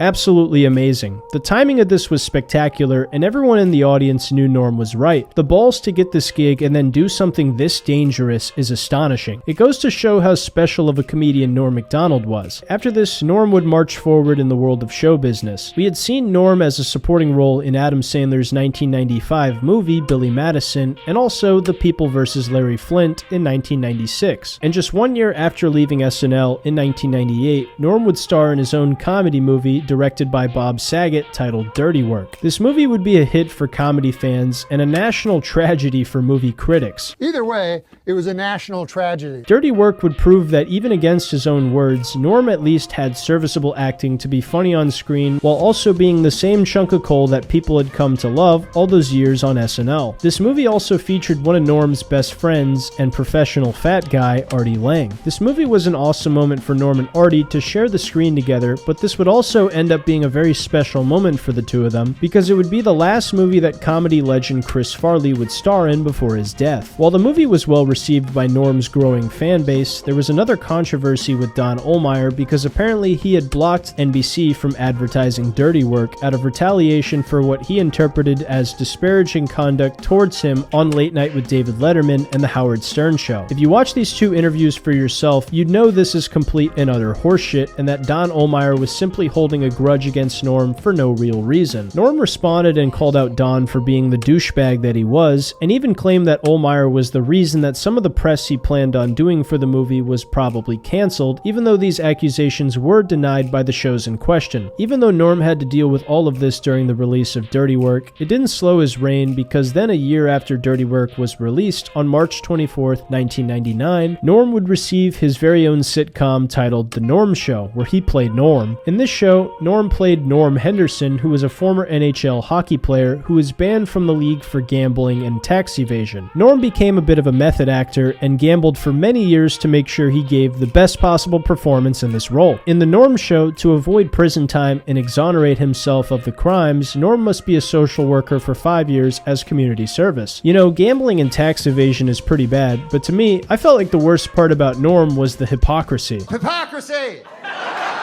Nah, I'm just kidding. Anyway, the sitcom was good for Norm fans because we got to see him every week in a show where the style of comedy revolved around Norm's unique sense of humor. After Norm found success on his sitcom, he was contacted by NBC and asked if he'd like to return to Saturday Night Live to host the show. Norm was delighted by the offer and accepted it immediately, but after all the crap he put up with from NBC after his firing, he was going to make a memorable return. On October 23rd, 1999, Norm MacDonald returned to Saturday Night Live and gave a scorching monologue where he completely trashed the show. If you haven't heard the monologue for yourself, it's everything you would expect from Norm and more. When the people here asked me to do the show, I gotta say, I felt kind of weird, I don't know if you remember this, but I used to actually be on this show, So you see, they fired me because they said that I wasn't funny, Now, so I wondered, I go, hey, wait a second here. Hey! I go, how did I go in a year and a half from being not funny enough to be even allowed in the building to being so funny that I'm now hosting the show? Then it occurred to me, I haven't gotten funnier. The show has gotten really bad.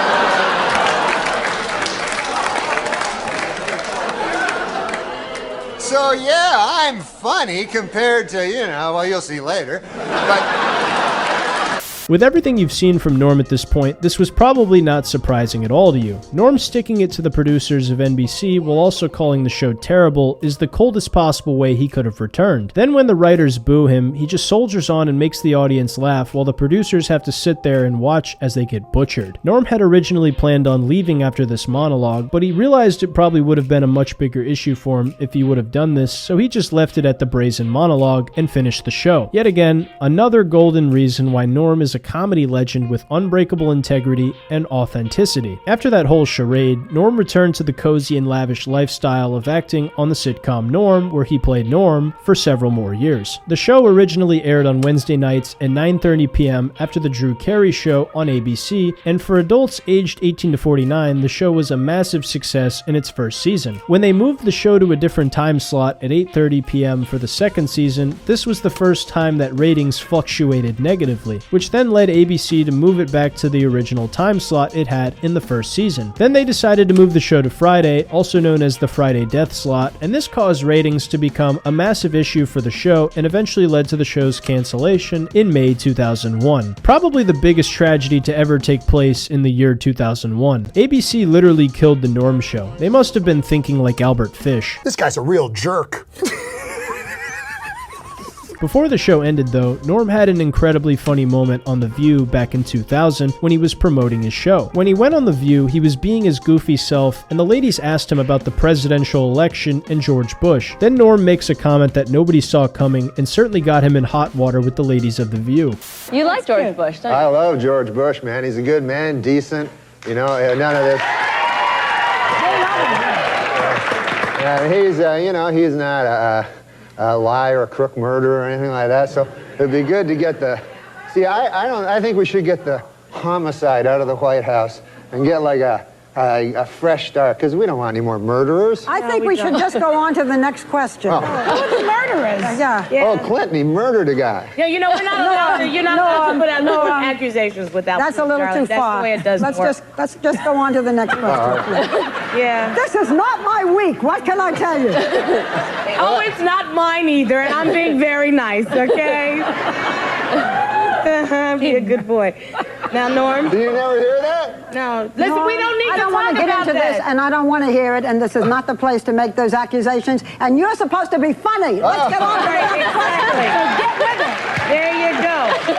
This is a live show. Not for nothing, Norm, but you have been properly chastised by Barbara, so I'm now going to ask the next question. I thought it was a matter of record. Shut up. Shut up. Look, Okay. let me do this, okay? I'll tell you what's a matter of record. You will not be invited back if you don't shut up. All right, now. classic Norm. He calls Bill Clinton a murderer several times, and then when the ladies get mad at him, the phone he has goes off and completely kills their train of thought. Amazing. I'm just happy we were able to hear Norm talking over those yammering bitches. While we are in the Saturday Night Live era of Norm MacDonald, there's a few more stories about him that I feel are worth talking about. 1997 would be a very eventful year for Norm because on April 10th, 1997, Norm MacDonald was invited to perform at the White House Correspondents' Dinner in front of Bill and Hillary Clinton, and many more of the most powerful people in America. He went up behind the podium and delivered a nearly 20-minute slugfest of hilarious, gut-wrenching jokes to what has to be one of the weirdest audiences you could ever perform for. Several jokes received very off-putting responses, while others received loud, roaring laughter. Hillary Clinton looked like she had seen a ghost. Meanwhile, her husband Bill was laughing like he wanted Norm to continue telling jokes forever. And here I am, I look out, I see President Bill Clinton, I see Secretary of State Madeleine Albright, media mogul Rupert Murdoch, broadcast legend Larry King, pornographer Larry Flint, Dick Morris. The list is starting to drop off a little, folks, but still, you get the idea. It's daunting. And of course, it was very inspiring to see President Clinton up here on crutches making a speech. I thought that was just amazing, it's been difficult for the president. He can't jog now, and he needs help getting around, and he still occasionally suffers great pain, On the upside, you got your medical marijuana, so that's,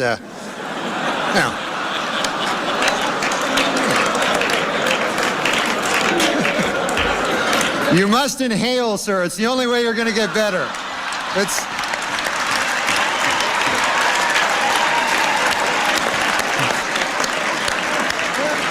But look, the president, has come under a lot of fire for raising money, but he's good at it. He's good at raising money. That's not a bad thing. Every president's done it. It's just that President Clinton is very, very, very good at it. Do you know he has organized in the past year over 100 fundraising dinners and over 200 fundraising midnight snacks? Did you know that?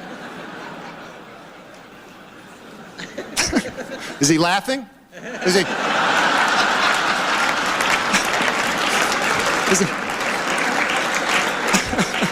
The comments on this video are people just admiring Norm for having the courage to tell these jokes in front of literal demons from hell, and to not flinch when they tighten up over a joke they felt was too far. Norm understood how powerful these people were and what they could do to him if they felt like it, but luckily he showed just how funny he was, and the lizard people spared his life. Another hilarious story about Norm MacDonald was the time he got kicked out of Iowa for his performance at a corporate clean comedy show. If you're unfamiliar with this story about Norm, then you're in for a treat. While Norm was on Weekend Update, he still found time to tour on the road doing stand-up, and at this time he was doing an SNL comedy tour with Jim Breuer and Daryl Hammond. The three were scheduled to perform in Iowa City, Iowa on June 22nd, 1997, with Norm headlining the show. This comedy show was organized by the Trans-America Corporation, who wanted the show in a golf tournament to raise money for the Iowa Athletic Hall of Fame. The comedy show was billed as Family Night, and there were just under 2,000 people in the audience, composed of college students, old people, and children. Jim Brewer's recount of the story is absolutely hysterical.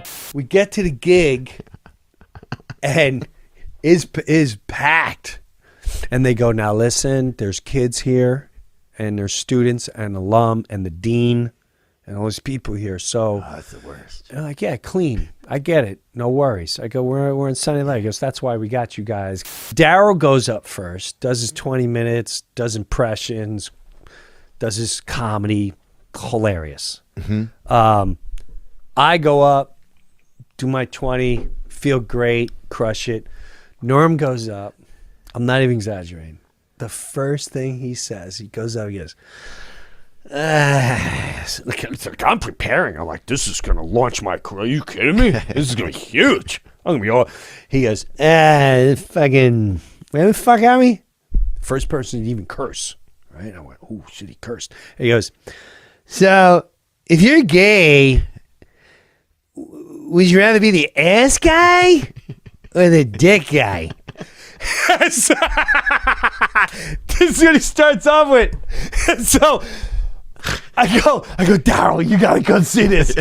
What an absolute madman. So Norm just watches Daryl and Jim go up and destroy, but because the organizers of the event told him to be clean, Norm went up with the filthiest possible material and immediately walked 80% of the audience. I know some of you may not be able to laugh at this and might even find Norm's actions here disgusting, but luckily for me, I don't fucking care and I think it's hilarious. I'm not arguing morality, by the way. I'm just a person with a sick sense of humor who finds this funny, and I think plenty of you out there think this way too. Nah, I'm kidding. For real though, this infamous set by Norm led to the governor basically blacklisting him from the entire state, and there were many articles written about this situation. I originally thought Norm did this just because he was doing the opposite of what he was told, but a lot of people who watched my other video on this also raised the point that Norm might have done this just to get out of doing the golf tournament he was supposed to do with the governor, which is honestly even funnier. The best part was that Norm loved every second of it and saw no shame in being kicked out of the state, and I can prove it. According to 98.1 Cock, one time the writers for SNL went into Norm's office in November 1997, and Norm only had two things posted on his bulletin board. One was a letter from Senator Bob Dole, who Norm often impersonated,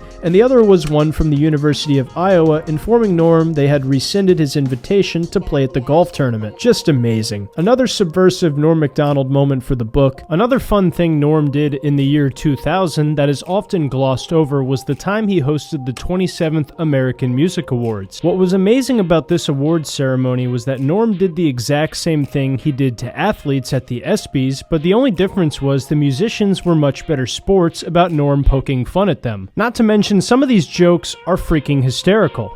You know, before I did the show, I never realized how much work it took to put on a production like this. Check it out. They spent 2 months building all these incredible sets. They had to coordinate 14 live music acts, and most impressive of all, they had to find a seat filler for Jennifer Lopez. She's got a... Now, maybe you guys are right. Maybe she doesn't have a gigantic ass. I stand corrected. Well... And Barry Manilow released an album entitled Manilow Sings Sinatra, and I'll tell you, it is a great CD, or as I like to call it, it is a great coaster. I like to throw my drinks on that. It's not a good CD at all. And our Shadazy, an interesting thing about the name Shadazy. Do you realize that the name Shadazy comes from the Native American word for my sisters?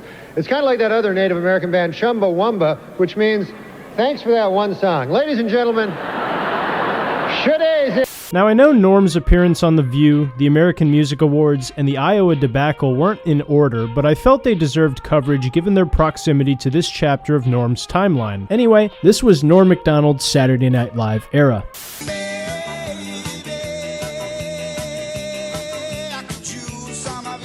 I titled this section the show business era because in this next portion of the timeline, Norm would do a multitude of different projects in addition to stand-up comedy, including television sketch shows, fake reality shows, and acting in multiple movies. Near the end of the Norm show, Norm had started to sink his fangs into voice acting roles as well. A few projects he had worked on was Eddie Murphy's Dr. Dolittle in 1998, where he voiced Lucky, and he would later return to these roles in the sequels in 2001 and 2006 as well. Even when talking completely regularly, Norm just had one of those voices that people love to listen to, so he would find several more of these roles. In 2000, Norm would voice Death on Family Guy for one really funny episode, but the role was later recast to Adam Carolla because Norm needed to focus on the Norm Show at the time. Also, in 2000, Norm would do a lead acting role in the movie Screwed with Dave Chappelle. This movie would have several legendary moments that comedy fans would be able to laugh at forever, but the movie was not well received by critics and did not perform very well at the box office. However, Norm got something a lot more valuable than money. He was able to bring laughter and joy to Dave Chappelle at a time when Dave felt inconsolable because of his father's death. Dave has talked about this before in Norm's posthumously released special.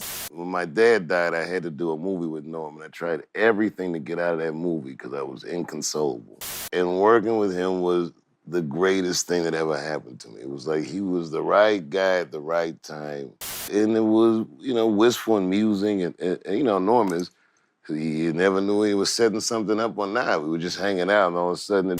And also in his newest special where he talks about the time that Norm introduced him to Jim Carrey and pays him due respect for being a comedy legend. It must be absolutely amazing to be so funny that Dave Chappelle commends you the way he has Norm MacDonald and also Shane Gillis for his Trump impression. So it speaks volumes as to just how funny and special Norm was that Chappelle has co-signed him on multiple occasions. Furthermore, in 2003, Norm did another sitcom on Fox called A Minute with Stan Hooper where he was the main character, but it would be canceled after only 6 episodes. It must have been the curse of the Doors. Just kidding. But then in 2005, Norm would start to work with Comedy Central on a sketch show titled Back to Norm. The pilot of the show parodied the self-deletion of Bud Dwyer, but because of lackluster ratings and low viewership, the show would never develop into a series. You can watch the pilot for yourself on YouTube because personally, I loved it, and it really sucks that it never became a proper sketch show. Another voice acting role that Norm would do, and one of the first things I remember from him was The Fairly Odd Parents in 2005, where he voiced Norm the Genie. I watched this show a lot as a kid, and the episodes with Norm were always the funniest because he was always misdirecting Timmy, kinda like the audience whenever he does comedy. Classic Norm MacDonald. Then in 2006, Norm would release a sketch comedy album through Comedy Central titled Ridiculous. I've listened to this album a few times, and I didn't really enjoy it that much, and a lot of Norm fans have had a similar experience. In fact, a lot of them find most of the sketches incredibly forgettable, besides a select few. My favorite part was the hidden track where it's just Norm doing stand-up comedy. It would seem that Comedy Central talked Norm into this because Norm has said on numerous occasions how stand-up is his bread and butter, and that he always preferred to stay in his lane of what he does best. So even though this comedy sketch album wasn't a slam dunk, Norm would avenge himself with his later work on Comedy Central that we will see very soon. Then in 2007, Norm MacDonald would make cameos in the show My Name is Earl, where he basically plays his classic Burt Reynolds character as the character Chubby's son, and in 2008, Norm would appear on the celebrity panel of 2 episodes of the show Match Game. Another fun cameo Norm had was when he did voice acting in an AT&T commercial where he played a gingerbread boy, 2007 to 2008 Christmas commercials. Norm's voice was in high demand, unlike Adam Egget, whose hands were just in high demand under the Queensboro Bridge. Norm also did some voice acting for the Canadian company Bell Mobility in their commercials from 2006 all the way up until 2008. Then later in 2008, Norm would once again catch the eyes of the comedy world with his appearance on the roast of Bob Saget. At this time, there was a regular cast of roasters that were often on the Comedy Central roasts, but for this one, they had added Norm MacDonald and Artie Lang. A lot of comedy fans were stoked for this because Artie and Norm were a dynamic duo of chaos, and the last time people saw Norm really roast people was on the ESPYs back in 1998, where he scorched every athlete inside the Radio City Music Hall. However, the difference between that roast and this one was that Bob Saget was one of Norm's best friends, and he directed Norm's movie Dirty Work. So Norm really didn't know what to say, and then when he approached the producers of Comedy Central about it, they told Norm to be as shocking as possible and to go right for the head. Luckily for Norm, he knew the most shocking thing he could have done that night and made it happen. When the roast started, everyone went up and told these shocking jokes about Bob and others, and Norm was reading the newspaper for all of them except Gilbert Gottfried's performance. Then Norm went up after all the filth and shock and does this.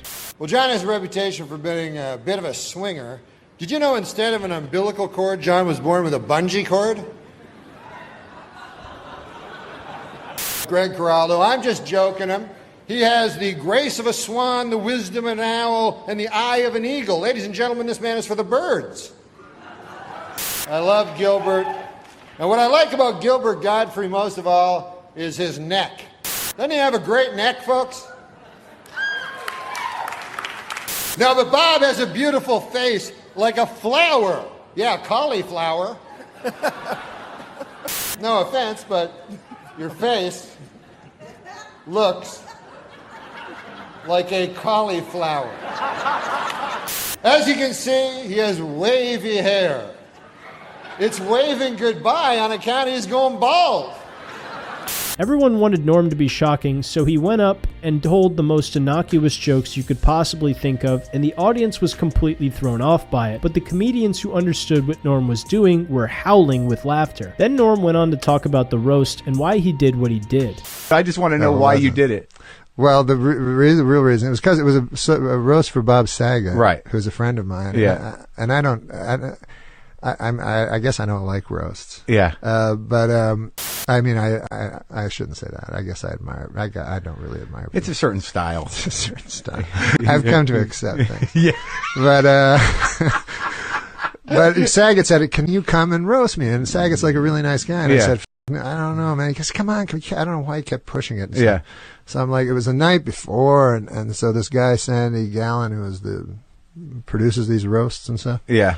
Or Joel Gallen. Yeah. I don't know. I don't know his name. I only did one, and that was all I could take. Yeah, it's tough. And so I said, I don't know how to do this stuff. He goes, just be shocking. And so luckily when he said shocking, I thought, oh, well, if I do the opposite, it's like I've heard people go, I got it. I go, well, what the f is to get? Yeah. Like it's a grade 3 arithmetic. Yeah, it's not simple. It's not a...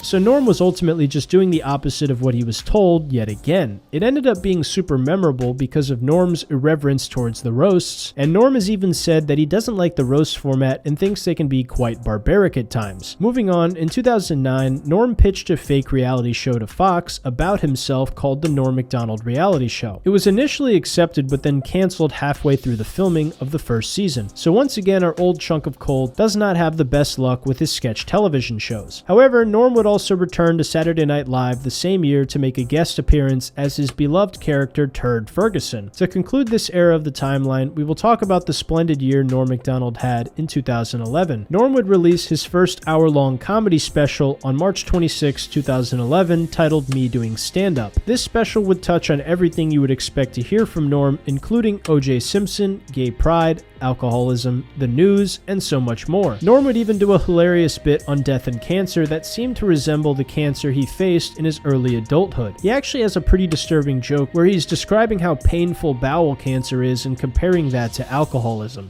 It's an interesting disease he has. Obviously the bit is in reference to someone else who has cancer, but knowing what we know now, if we use Occam's razor, we can probably deduce he was describing his own experience suffering from cancer when he was younger. Anyway, I don't want to spoil the bits for you if you haven't seen the special yet, but I will say this is my favorite comedy special of all time, and Norm received a lot of praise from his fans and fellow comedians for this special. Also, a month before this special aired on TV, Norm had actually been a commentator for the 7th season of High Stakes Poker, which is right up his alley because Norm is known amongst fellow comedians as a big-time gambler. Some people call a gambling addiction a very serious disease, but it's the only disease where you can win a lot of money. Anyway, in April 2011, Norm would star in the sports show with Norm MACDONALD on Comedy Central. This was an amazing opportunity for Norm to flex all of his comedy muscles while talking about the wide world of sports. Some of the funniest moments from the show are just one-liners he saved for the end of a section he titled Garbage Time, but there were also notable sketches that featured athletes like Blake Griffin and Manny Pacquiao, along with some awesome monologue jokes. One of my favorite sketches is when he's worried about betting on Manny. Manny, I got some Manny. What are you doing? Eating. Don't eat. There's no time for eating. What? Listen, this is what I'm most concerned about. His first name is Sugar. Now, I don't know if you're a student of boxing, but guys whose first names are Sugar, they do pretty well. Really? Yes, Manny, really. So anyways, I'm worried about this guy, and I'll tell you why. He's bigger than you, and he's blacker. And that's what I go on with my boxing.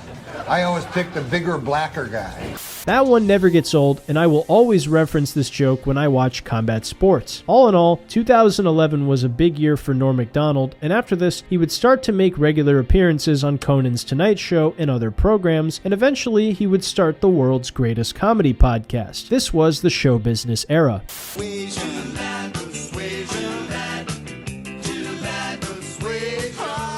I titled this section this way because in the 2000s we would see some of the greatest late night TV appearances of all time from Norm MACDONALD. Before this, I want to talk about one of my favorite late night moments ever. The iconic appearance that comes to mind is from the 90s on May 15th, 1997, when Norm was a guest along with Andy Richter and Courtney Thorne-Smith. Norm was always on fire, but this appearance stood out because he was going back and forth with Conan, showing off his wit. And Conan continued to egg him on until Norm hit one of the greatest moments in late night history.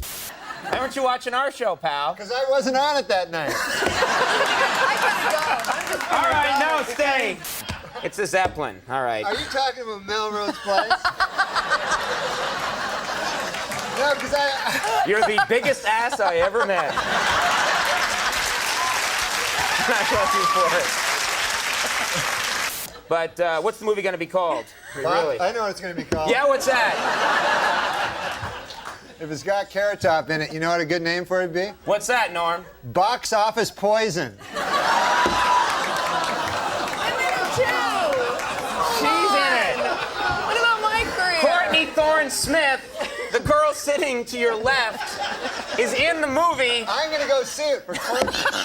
There's this movie coming out. Yes. Title undetermined at this point. Chairman of the board. Oh, all right. Do something with that, you freak. I bet the board is spelled B-O-R-E-D.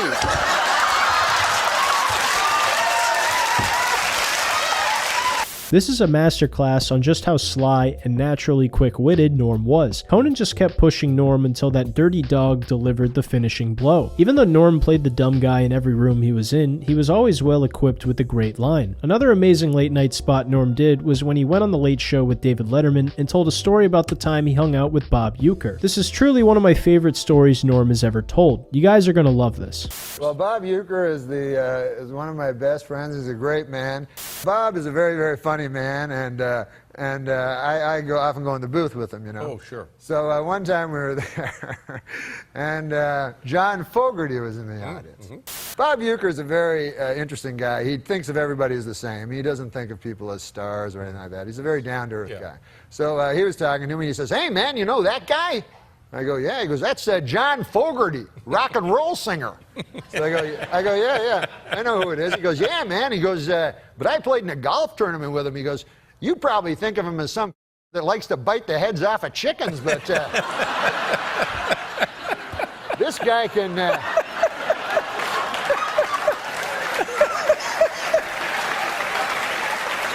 That's exactly how I think of him. This guy can get it out of the sand trap like nobody's business. So he goes, "He's got a hell of a set of pipes on him." He goes, "Come the seventh inning stretch, I'll have him up here. He'll sing for you." So I said, no, Bob, don't do that. Like, don't have him come up and sing for me, please, you know. He goes, "What's the matter, man? Don't you even know who he is?" He got all mad. So I go, "Yes, Bob, I know who he is. He did Creedence Clearwater Revival." Yeah. He goes, "Yeah, he did all that."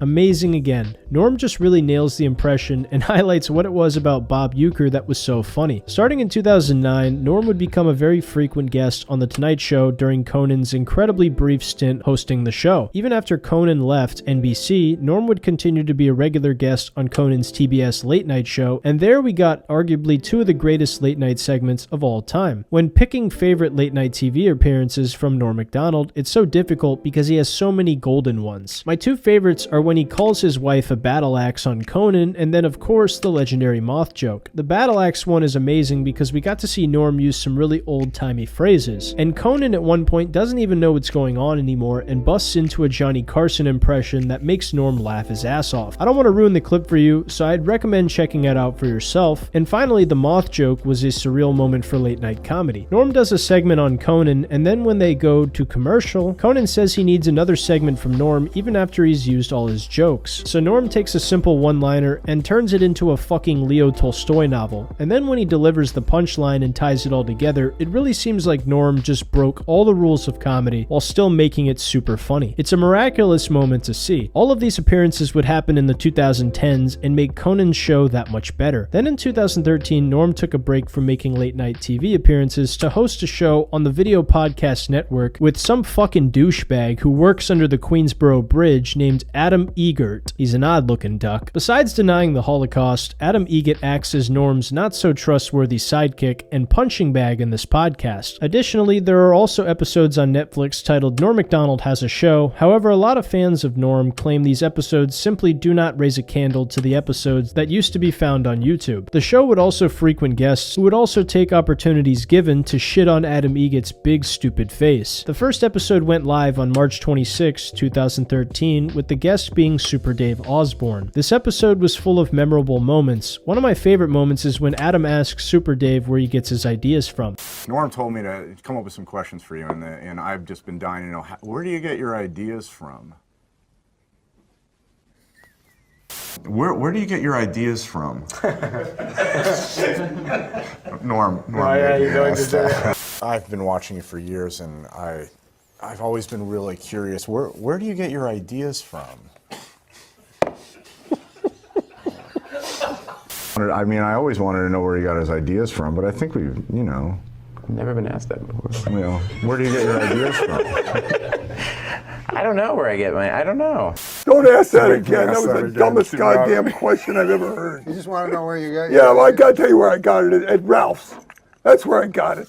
This is a recurring bit from the Norm MacDonald live episodes, and it's hilarious every single time. This is one of those questions a lot of creative people get asked, and the answer is pretty much their brain. So Norm really belittles this question by feeding it to Adam Egget for every guest, and tortures them in a hilarious way. Most comedy podcasts rank anywhere from shit to fucking shit, but this one was unique for several reasons. One of the special parts was when they read jokes from little blue cards at the end of every episode. We all know the Swiss are officially neutral. Unofficially, however, they're filthy sons of bitches. This one says, remember the old days when tweeting meant stabbing a hooker? Some gold-plated chains would make a nice retirement gift for a very, very good slave. Well, this was written... Are you serious? This was written years ago. Did you just write that? I didn't write it. Did you just say that? No, I read it, yes. You read that? Oh Obviously. my God almighty, I'm not part of this. No, it was written No, before. I'm not part of this. No, you can't read that. Norm would write probably all of these jokes, and then lie to every guest about who it was that wrote them. Anytime a joke was too far or off color, he would blame Adam Egget for it. These made for some amazing moments in these episodes, and another thing that Norm did was the ad reads for Dollar Shave Club and the Man Grate that were so intentionally bad and funny that it became a running joke in the Norm fan base. What about the Man Grate? Is that like a genital cleanser? No! No, my God! Cast iron grilling grates. Iron. You don't pronounce it iron. That's what everybody tells me. It's the iron horse. Like the word IRON is iron. No, iron. Cast iron. They're revolutionizing the way people grill. What, Adam Egget? It's true. You haven't heard of the revolution? You can put chicken on this or steak. That's not that unique. Chicken, steak, has never tasted so good.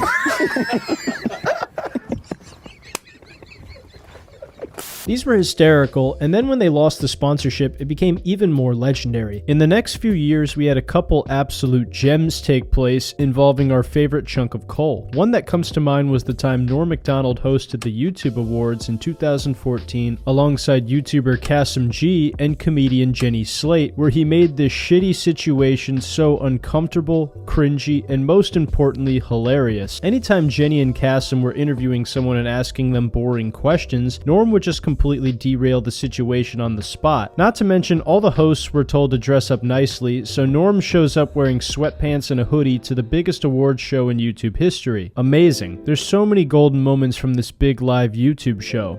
The wonderful Norm MacDonald. Yes, and Jenny, all the stars are here. Do you want a microphone, Norm? Yes. Is that my tree? What a disaster. Jenny, all the stars are here. It's true. Beardy Man, Claude Racine, Dax Flame, Betty Fine, You got it. and Raphi Fine. All the stars You really keep up with all that are stuff. here tonight. Oh, yes.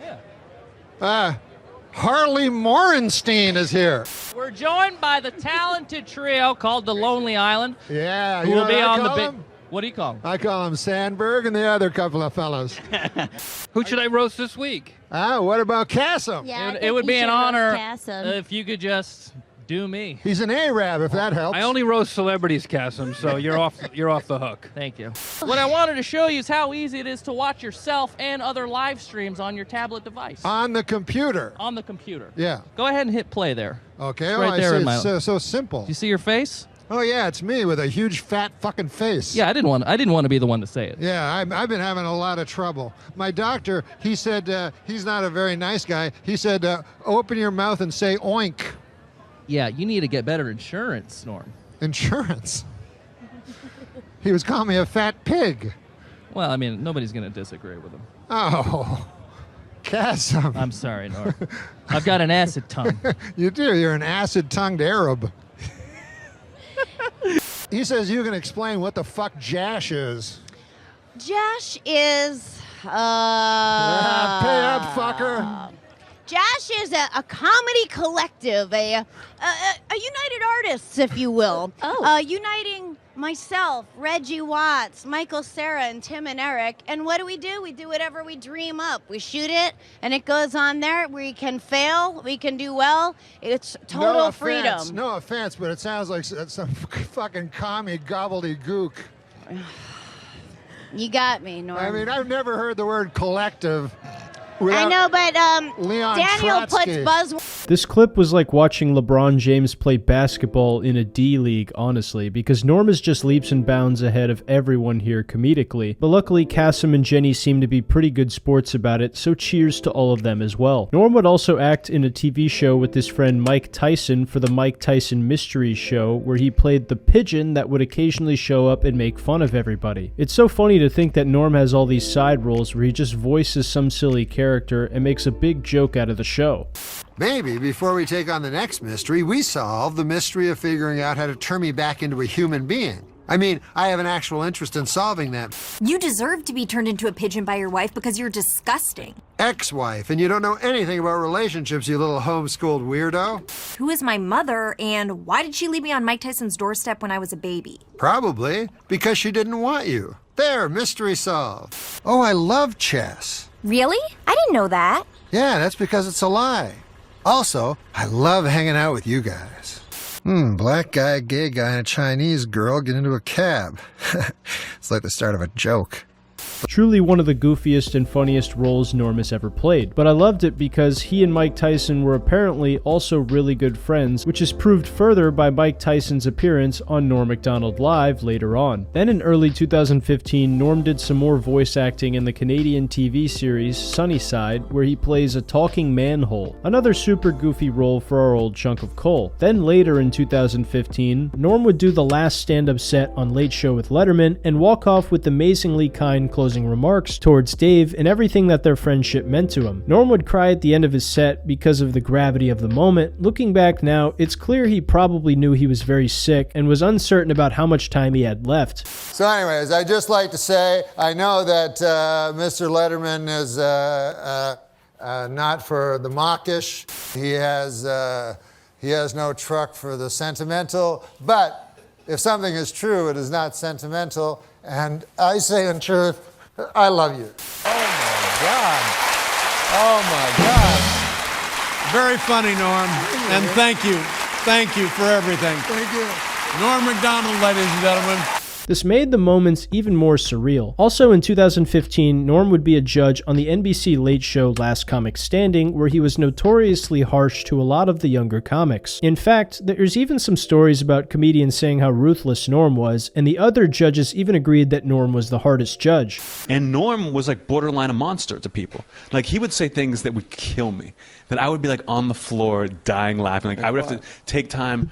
One of my favorites was he told this one girl, he said, he just like, and she did fine. Like the other two judges really liked her, and this is what would happen was like the other two judges would like the person, the crowd liked the person, and then Norm would just be like, I think you suck, and it would be like everyone's like, I can't believe you're saying this, and I can't believe you're so against the other two judges.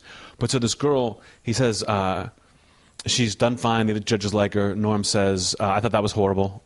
I think you're one of the worst people I've seen in this whole competition. And I'm like dying laughing. And then he goes, I think that you are incapable of writing a joke. And she goes, oh, well, I'll work on that. She's trying to be nice. She's like, okay, thank you. I'll work on that. And he goes, no, don't work on it. I said you are incapable. And that was the most like crushing. Anthony Jeselnik said Norm was ruthless, and coming from him, that's a crazy way to be described. Then he would also briefly be Colonel Sanders in KFC commercials until February 2016 when he was replaced by Jim Gaffigan. Then on September 20th, 2016, Norm would release his book titled Based on a True Story, Memoir, with all sorts of goofy stories and fables inside. I've read this book twice, and if you're a fan of Norm, I'd highly recommend it. Another cool thing Norm did in 2016 2017 was go back to his home country in Canada and host the 4th Canadian Screen Awards, which is tantamount to the Oscar awards ceremony in the United States. Now, Norm had a really funny monologue and decided not to torpedo the event like he has many other things he's been invited to host, in my eyes, because this is his home country of Canada and he actually deeply respects all of his Canadian peers. However, even though Norm wasn't an agent of chaos in this awards ceremony, that didn't stop him from making some hysterical monologue jokes throughout his entire time on screen. Dashing men in black ties, sophisticated women in elegant gowns, and tonight, all of you are going to hear the word shits about 100 times. Never has there been such an assembly of great Canadian talent in a single location that did not have to be zambonied first. You know, we were worried people would record the show and they'd just fast forward to the good parts, as is the want these days. So we have put a plan in place to prevent that from happening. We have decided to not have any good parts.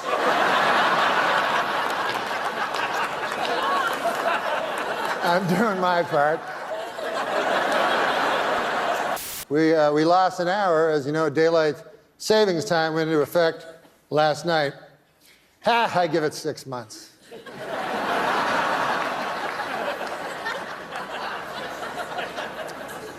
And I'd like to take a brief moment, as all moments are, I suppose, to thank my writers. You know, the writers are so specialized these days. There's a joke writer, he gives you jokes. There's a gag writer, he gives you gags. There's a head writer, he gives you... What I'm saying is things are they're specialized.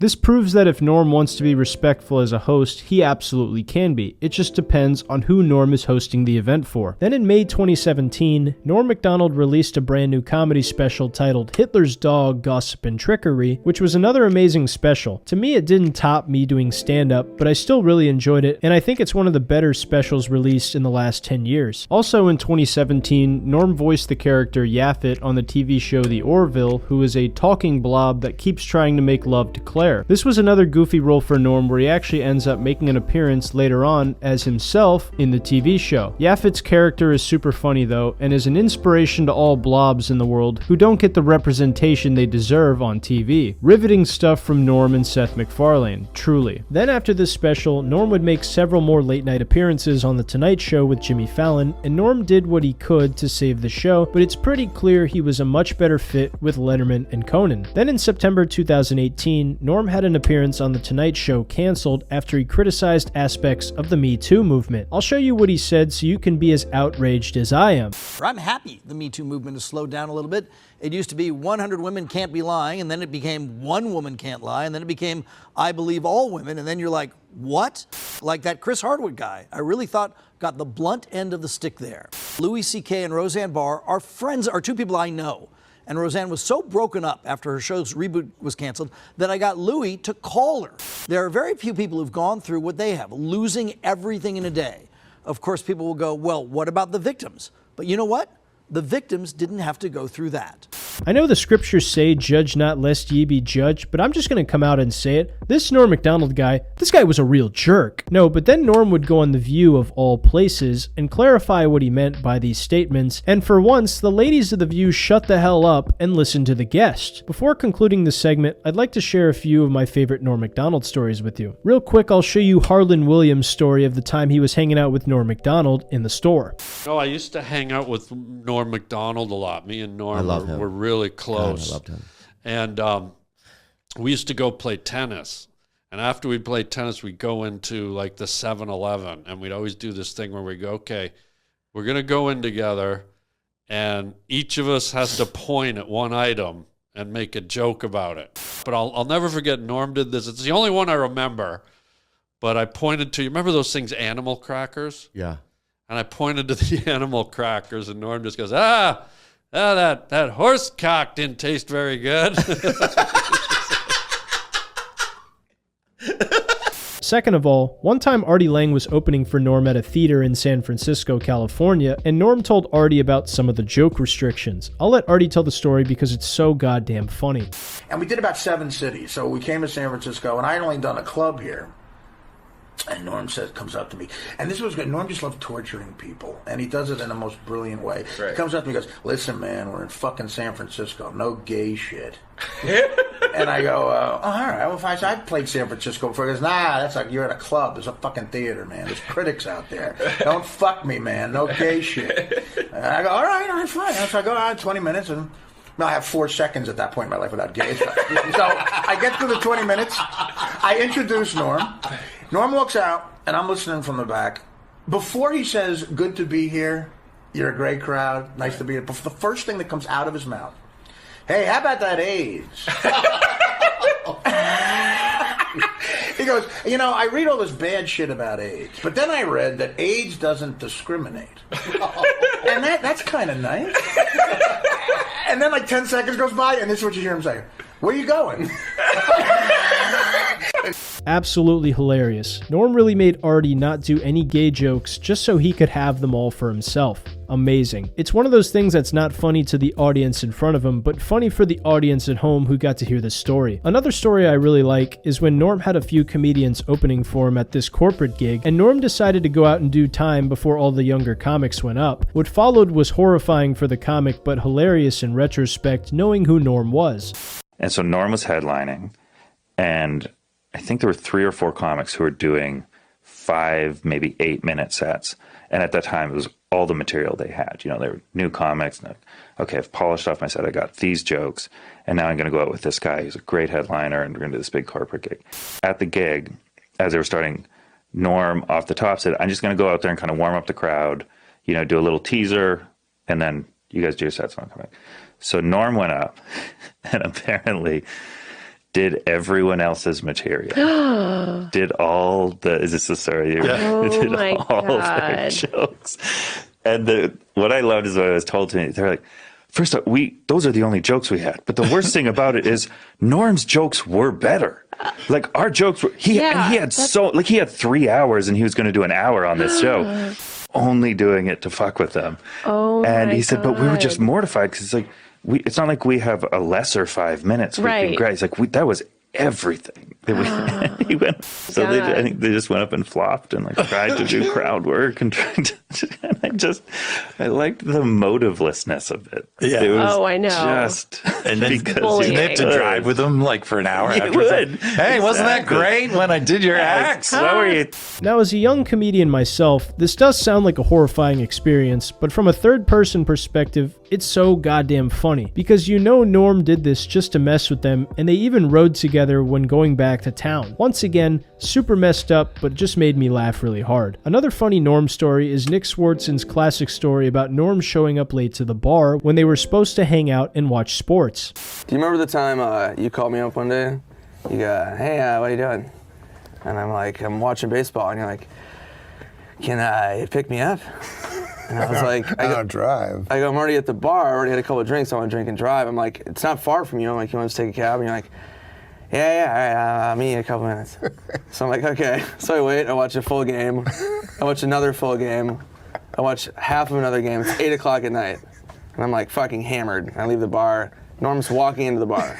It was noon when he called me. It was 8:30 at night. And he goes, I know.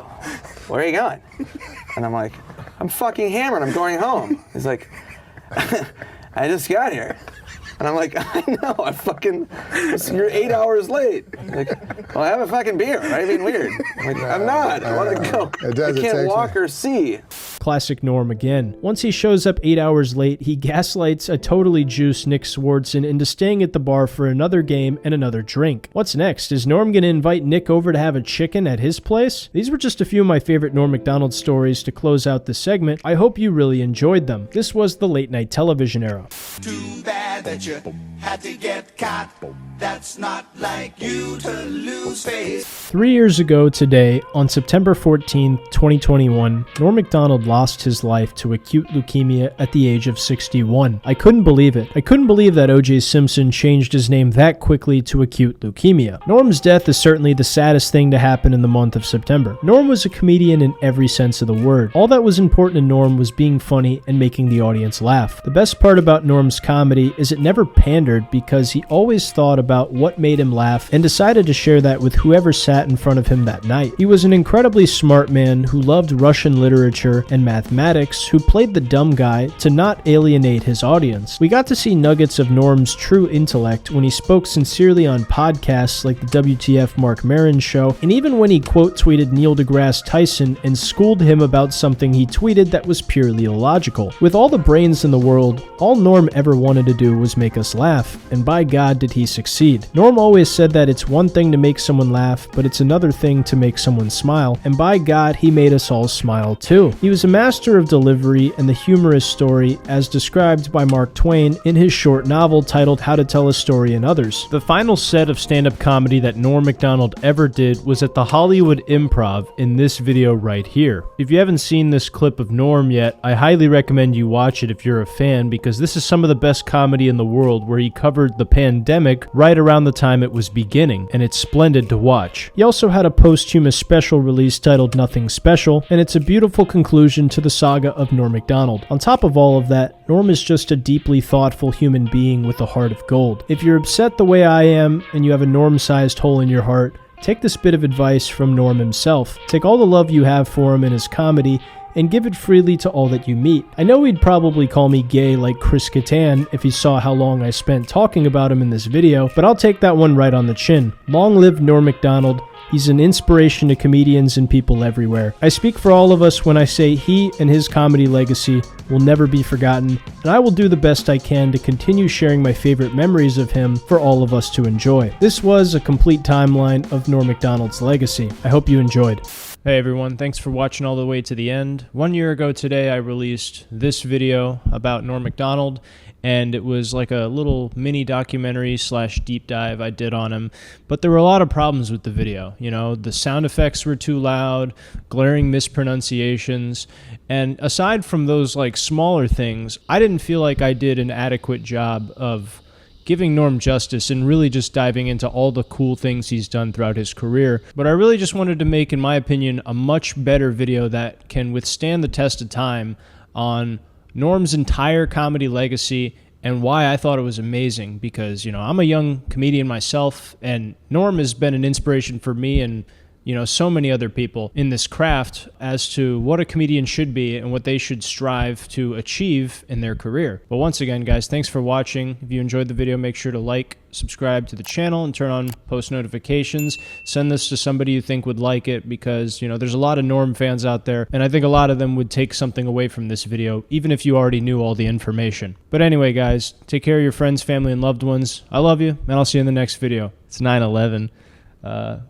That's going in.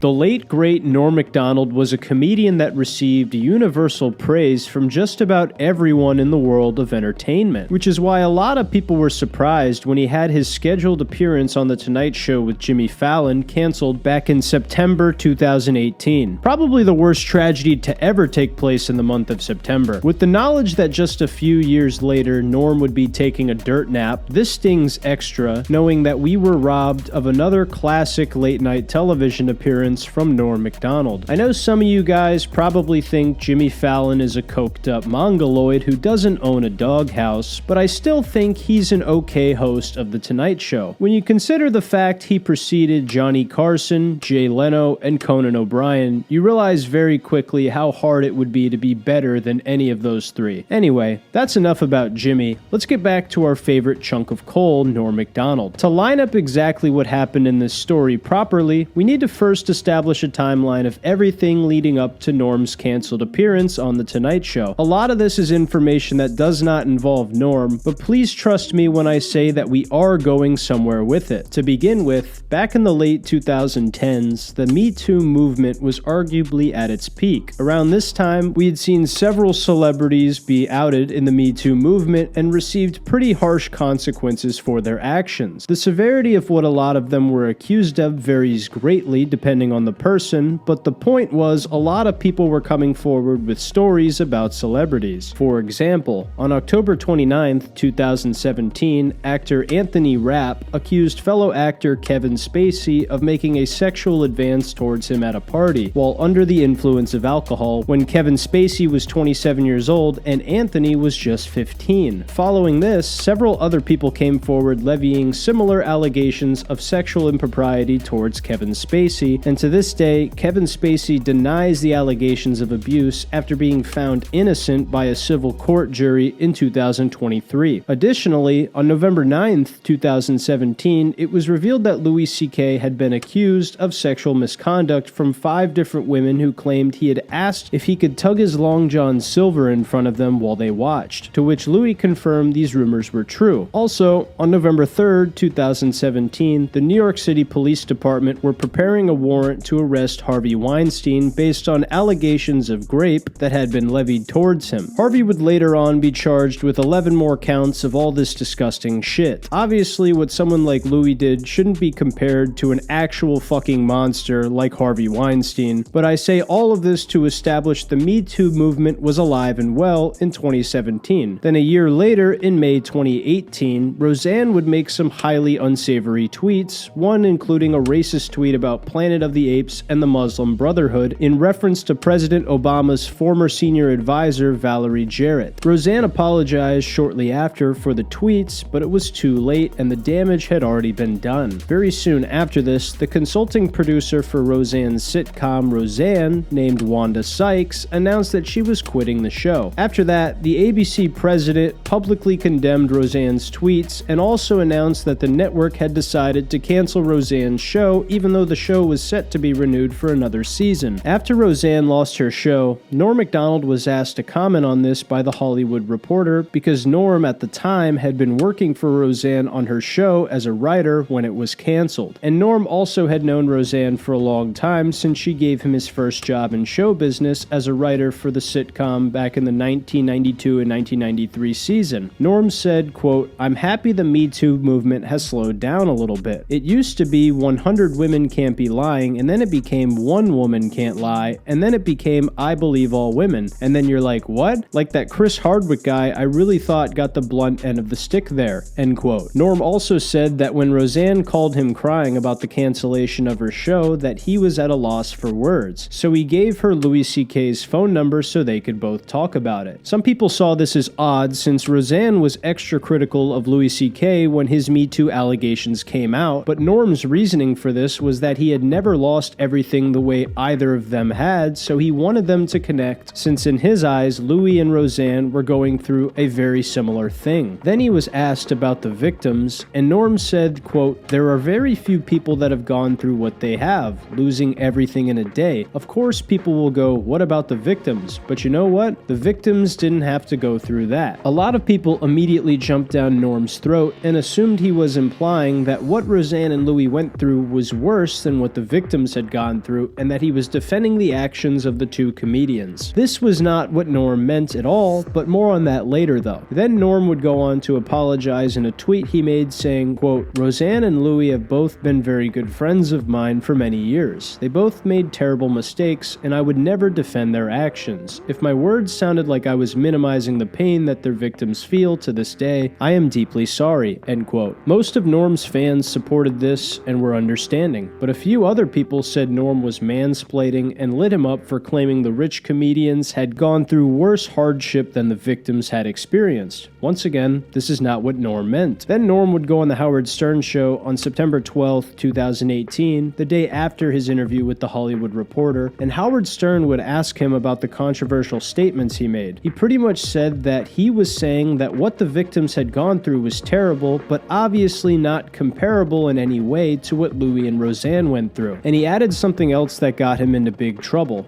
Very few people have been through what we have been through. This particular, a very peculiar event where you say something or you do something and your career is wiped out forever. Because I said, now the victims went through worse, but it wasn't the same as that. Yeah, what you said was the victims have, at least they don't lose everything. Yes. That's where you got into trouble. Yeah. So I know that. And of course, you'd have to have Down syndrome. Not to know that. My new word. Down syndrome. Right, that's a good word. You'd have to have Down syndrome. Based on that small little look in Norm's eyes after he said this hilarious line, I think he knew exactly what he was doing here. This clip, of course, changed everything and led to a whole new point of controversy for Norm. Then later that day, Norm was scheduled to go on The Tonight Show with Jimmy Fallon, and when he got to the dressing room, Jimmy approached him about the Me Too comments and the Howard Stern situation and asked him to talk. Jimmy was very distraught and clearly stressed out about the situation, and Norm described it as, quote, he was very broken up about it. He said, I don't know what to do. It's just that I have so much pressure, people are crying, my senior producers are crying, end quote. So the producers are crying over Norm's nuanced opinion on the sweeping generalizations that took place during the Me Too movement. And the Down syndrome joke? Don't you motherfuckers work on The Tonight Show? A show that's hosted by a comedian and brings in other comedians to showcase their unique talent? Don't you understand that Norm was just joking and being hyperbolic for the sake of absurdity?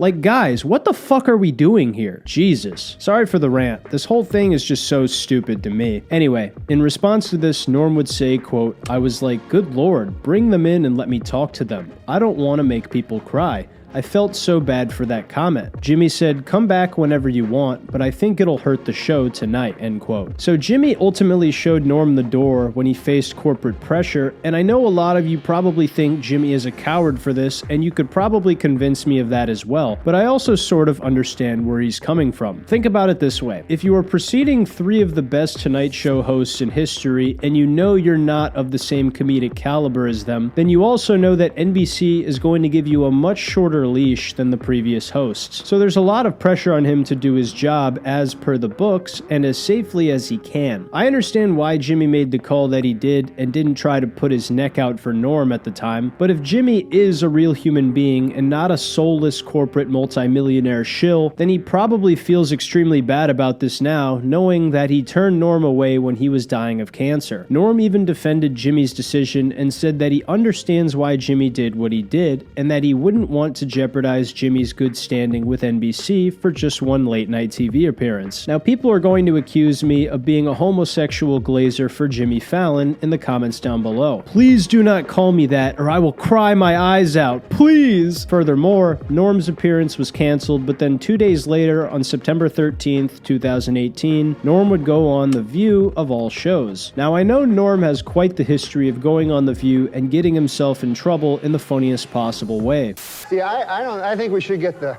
homicide out of the White House and get like a fresh start, because we don't want any more murderers. I think we should just go on to the next question. Oh. Murderers. Yeah. Oh, Clinton, he murdered a guy. Yeah, you know, we're not allowed to, you're not allowed to put out no accusations without. That's a little too far. But this time when Norm went on, he was very sincere and wore his heart on his sleeve. This is where he would officially clarify his comments on the Me Too movement that made people understand his point. But when you kind of lose me when you imply that the hardship that your friend Louis C.K. that the hardship that he went through is equal to the hardship that the victims went through. Right. That doesn't compute. That's not what I was saying. When this happened, I was working for Roseanne when Roseanne's thing went down, and I called her the next day, and she was crying the whole time I was talking to her. Not many of us have gone through this, and so you should talk to each other because you've... And then the guy said, what about the victims? And I said, well, the victims haven't gone through this. I was talking about this particular event. Of course, the victims have gone through worse than that, but I'm going to get a victim to phone Roseanne? No, but that's a good clarification. So a lot of people initially thought The View was going to make Norm look bad, but surprisingly, it actually stopped the bleeding and they showed Norm a lot of humanity and understanding here. There were also a couple of times Norm was obviously trolling in this interview before putting a mint in his mouth that were pretty funny. So ultimately, The View ended up being a really good PR move and made people lay off the Norm dog pile. Then obviously, in 2021, we know our beloved chunk of coal, Norm, tragically lost his life to that football-playing, murdering black guy named, what was his name? Oh, acute leukemia. After this, we would see Martin Short and Steve Martin go on The Tonight Show to talk about Norm MacDonald, and I couldn't help but notice all of the comments shitting on Jimmy for the decision to cancel Norm's appearance. I understand where a lot of these comments are coming from because looking back at it, you could definitely say that Jimmy really didn't try to go to bat for Norm at all and that he's a coward for that. Norm defended Jimmy because he's a class act and a genuinely kind soul, but these comments raise legitimately good points about how shitty and hypocritical this was for Jimmy to do. I have sympathy for the guy, but I also understand the points made in these comments very well. But anyway, what do you guys think? Do you think Jimmy's decision to cancel Norm's appearance was a fair one given the unique situation, or do you think he was acting cowardly here and should have stood his ground more? Also, who do you think was the best host of The Tonight Show? Let me know what you guys think in the comments down below. Before I end the video, I want to bring your attention to my second YouTube channel. If you think I'm a cool guy and you want to get to know me better and see a more personal side to me, then check out my second channel, Nate Roscoe RLP, to see me talk about real stuff in a comedic way. I'd love to see some of you guys in the comments on some of those videos as well, and of course your insights and opinions in the comments are always greatly appreciated. As always, I want to thank you guys for watching the video to the end, leaving a thumbs up if you enjoyed it, and subscribing if you're new to the channel. That's all I got for you guys today. I love you, and I'll see you in the next video. Take care. Who are safer drivers, men or women? Well, according to a new survey, 55% of adults feel that women are most responsible for minor fender benders, while 78% blame men for most fatal crashes. Please note that the percentages in these pie graphs do not add up to 100% because the math was done by a woman.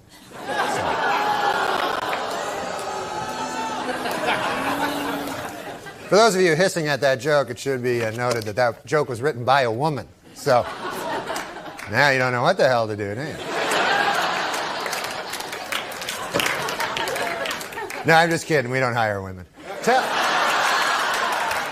You heard the latest? I heard this just the other day. There's a rumor that last week, a certain, I don't want to say who it is, a certain gentleman in ABC News, he went to a party and he got really drunk and he ended up having sex with his own wife. I don't know how these rumors get started, but you know, it's probably just a vicious rumor, really, you know. And joining us in the Show Before the Show living room is host of Norm MacDonald Live on YouTube, the wonderful Norm MacDonald. Yes, and Jenny, all the stars are here. Do you want a microphone, Norm? Yes. Is that my tree? What a disaster. Jenny, all the stars are here. It's true. Beardy Man, Claude Racine, Dax Flame, Betty Fine, you got it. And Raphael Fine. All the stars You really keep up with all that are stuff. here tonight. Oh, yes. Harley Morenstein is here. All right. And we also have comedian Todd Glass. He'll be hanging out backstage with some of tonight's guests. And on the red carpet, we've got comedian Kulap Vailesak and host... I feel like Todd will be struggling to know these people. I'm sorry, I'm going to continue with the what the computer says, Norm, although I'd love to talk to you more than this computer. We're on but the I have to computer. do what the computer says, even though I do love you, Norm. I think you're one of the best. We're also going to be talking to the host I'm no Harley Morenstein. You're not, Norm, but you gotta just let me read this fucking thing. The next time I watch a WNBA game will be the first time I watch a WNBA game.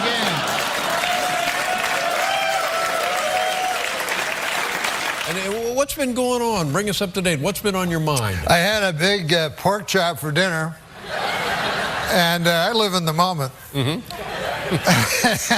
But my belly too big for the anyway. Two things struck me while I was eating dinner, Dave. One, you eat dinner at a restaurant different than you eat dinner at your home. Like, at your home, you would never say, man, I'm going to make myself a pork chop, cook it up till it's hot on one side, then turn it over, hot on the other side, and then cut into it a little bit, see how it's going in the middle. But while I'm waiting for my pork chop to get nice and hot and delicious so I can eat it, first, I'll eat a big loaf of bread.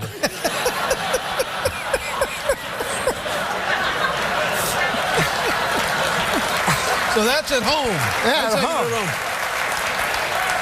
Get 20 or 30 pats of butter. The other thing I noticed is dessert.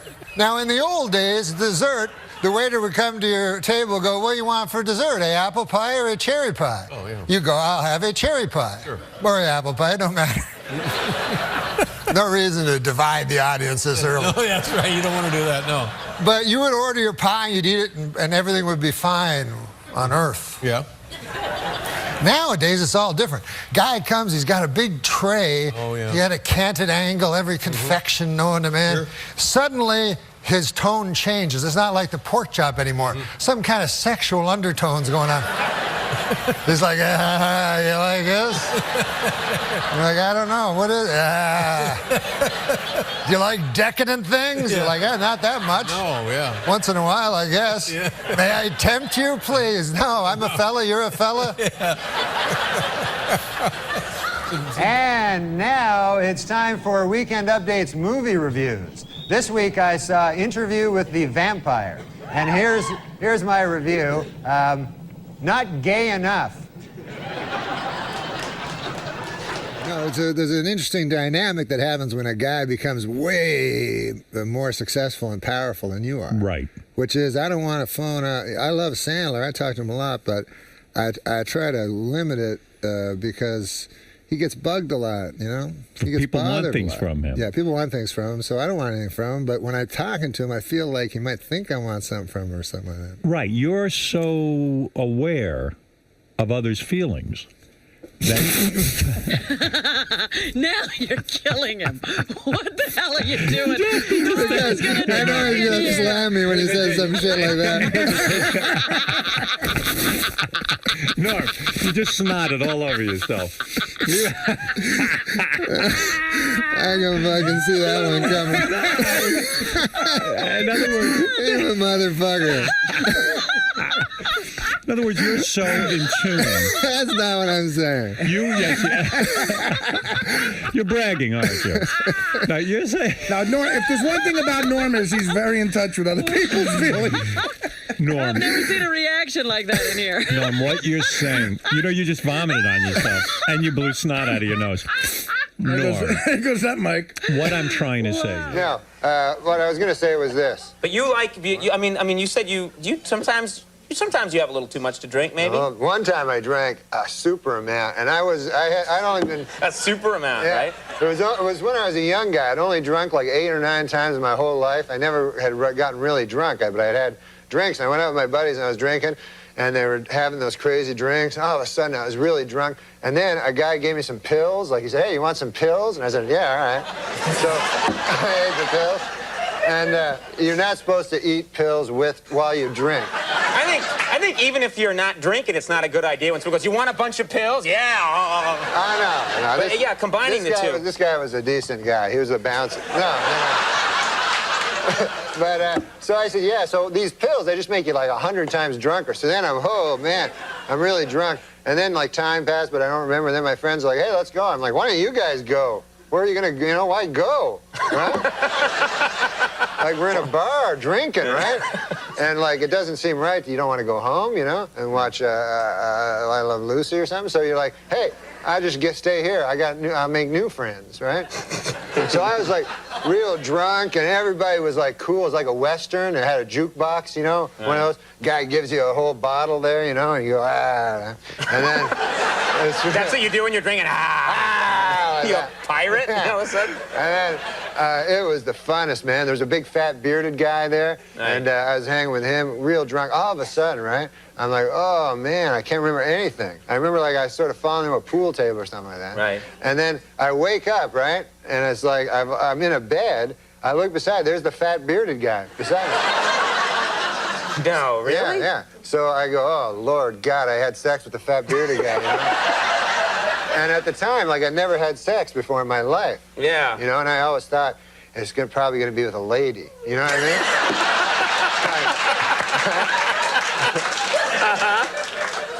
So then I looked over, and the weird thing was, instead of us being in the same bed, he's in a separate bed, right? Like, we have two separate beds. It's like twin beds. Twin beds. So then I'm like, wait a minute, now this is weird, because, you know, why would we be in separate beds? Is he like an old-fashioned gay guy, you know? And then, right? But he has the good values, yeah. So we're not married yet. There's no such thing, of course, as an old-fashioned gay guy. They're the most decadent people. So I said, with sex, you know, they enjoy sex like crazy, you know? We mustn't generalize. No, we mustn't generalize. No, but go ahead. Seriously, you know, if there was a bathhouse for straight guys, we wouldn't be able to have sex 9, 10 times a night anyway. So anyways, I'm with, they love sex, it's a good thing.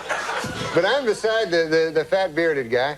I go, holy Lord. Anyways, it turns out, not a gay man at all. Turns out this guy, when I blacked out, had checked me into a rehab. No. Yeah. And she's in there with you? Yeah, so I got robes and a slipper, and they wouldn't give me my clothes back.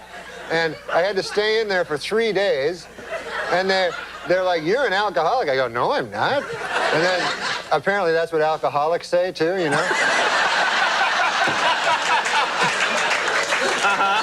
So then, for 3 days, I had to stay there. I had to go to AA meetings, and I'd only been drunk like 9 times, right? So they're like, what's your worst one? I go, I guess the 9th one was bad, you know? Right. That was, and when did you hit bottom? I said, I don't know. The cool part of it was the girls all get up, right? And all their stories are all the same. Whenever they hit bottom, right. Every story is the same. They're like, oh, when I hit bottom, you know, I a guy for a drink, you know? And you're like, oh. You know, every time.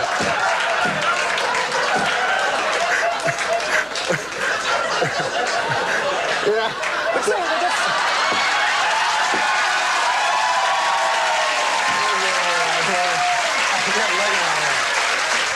Guy goes, you got the do-rag? He goes, you know, I fucking my woman, you know, and I don't want to answer the phone. Oh shit! It could be a job, and you know. And then you know, after you take the do rag, you wipe off your dick with the do rag. And I'm like, no, I don't do that. But everyone in the audience is like, yeah, we all do that. We all wipe our dicks off. Hey, WNBA, I got an idea that'll sell some tickets, shirts and skins. Look, Taylor, I don't think you understand. You're a huge whore. Last night, the epic disaster film Twister opened to big box office and some controversy. The Reverend Jesse Jackson has called for a boycott of the movie, claiming that not enough black people in the film are killed by tornadoes.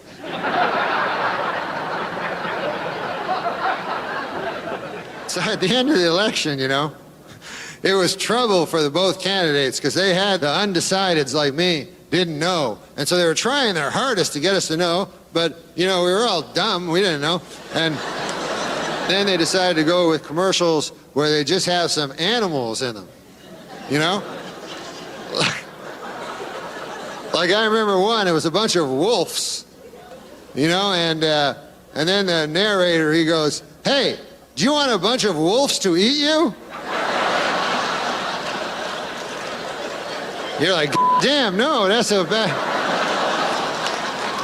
That's the last thing I want.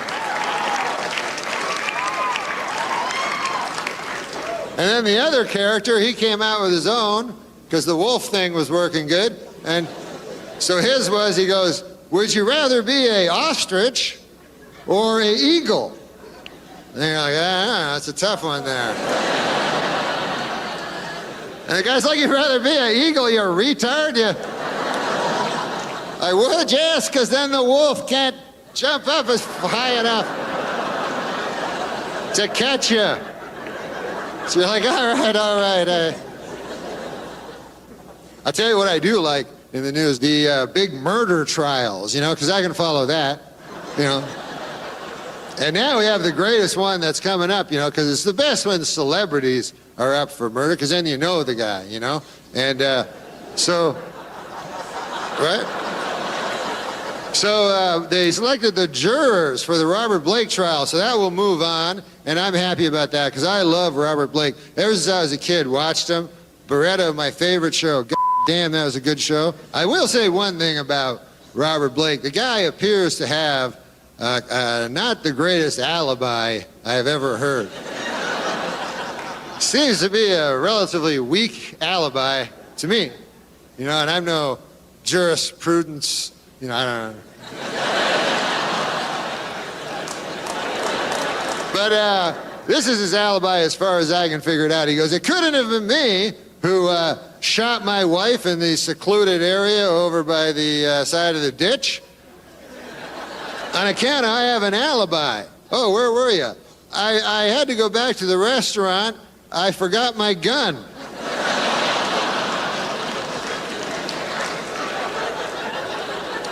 Then I got my gun. I went back to where my wife is, and goddamn, somebody shot her.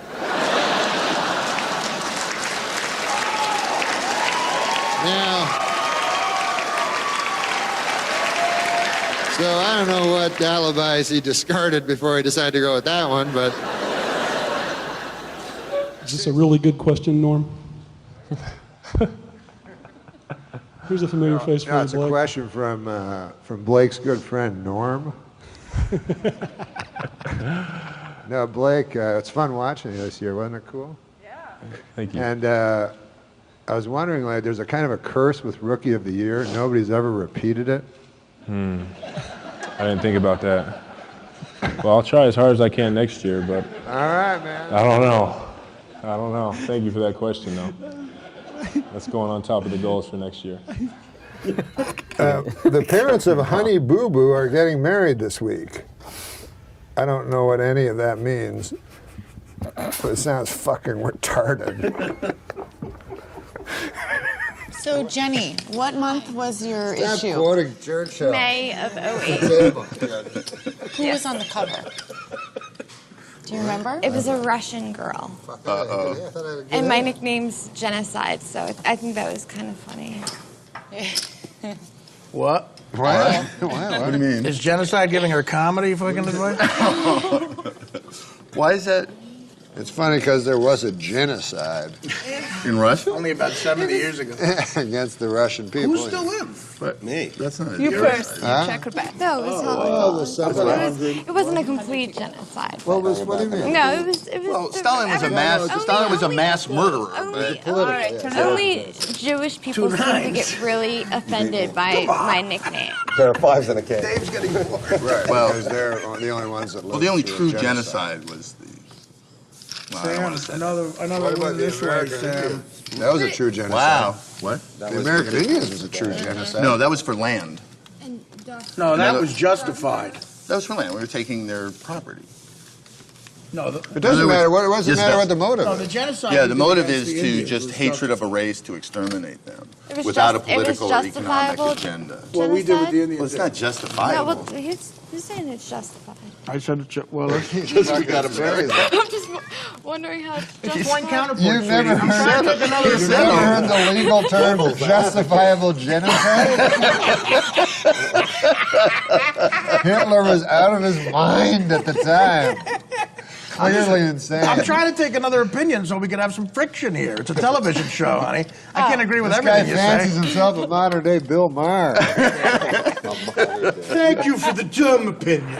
You know, before I did the show, I never realized how much work it took to put on a production like this. Check it out. They spent 2 months building all these incredible sets. They had to coordinate 14 live music acts. And most impressive of all, they had to find a seat filler for Jennifer Lopez. She got a...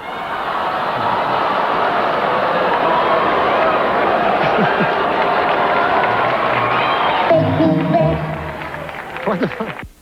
What was that? Now, maybe you guys are right. Maybe she doesn't have a gigantic ass. I stand corrected. Well,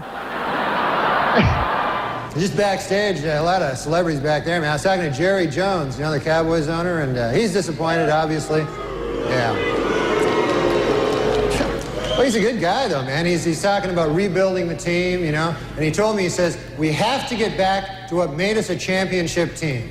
Strippers and crack. And of course, there are some important Washington figures who couldn't be here tonight. Vice President Al Gore is not here. Unfortunately, he broke down and they had to leave him in the shop overnight. But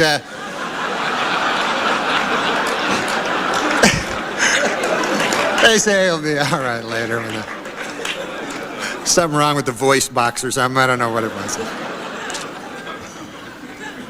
House Speaker Newt Gingrich is not here. A little while back, of course, everybody knows that Newt pushed through a lot of budget cuts in the arts, particularly in PBS, you know, and the effects are being felt now. I can see it, even as a layman, you know, just watching. You know, the other day I watched that show, the Frugal Gourmet.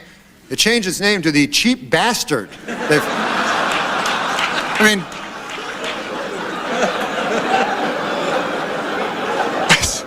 it's crazy.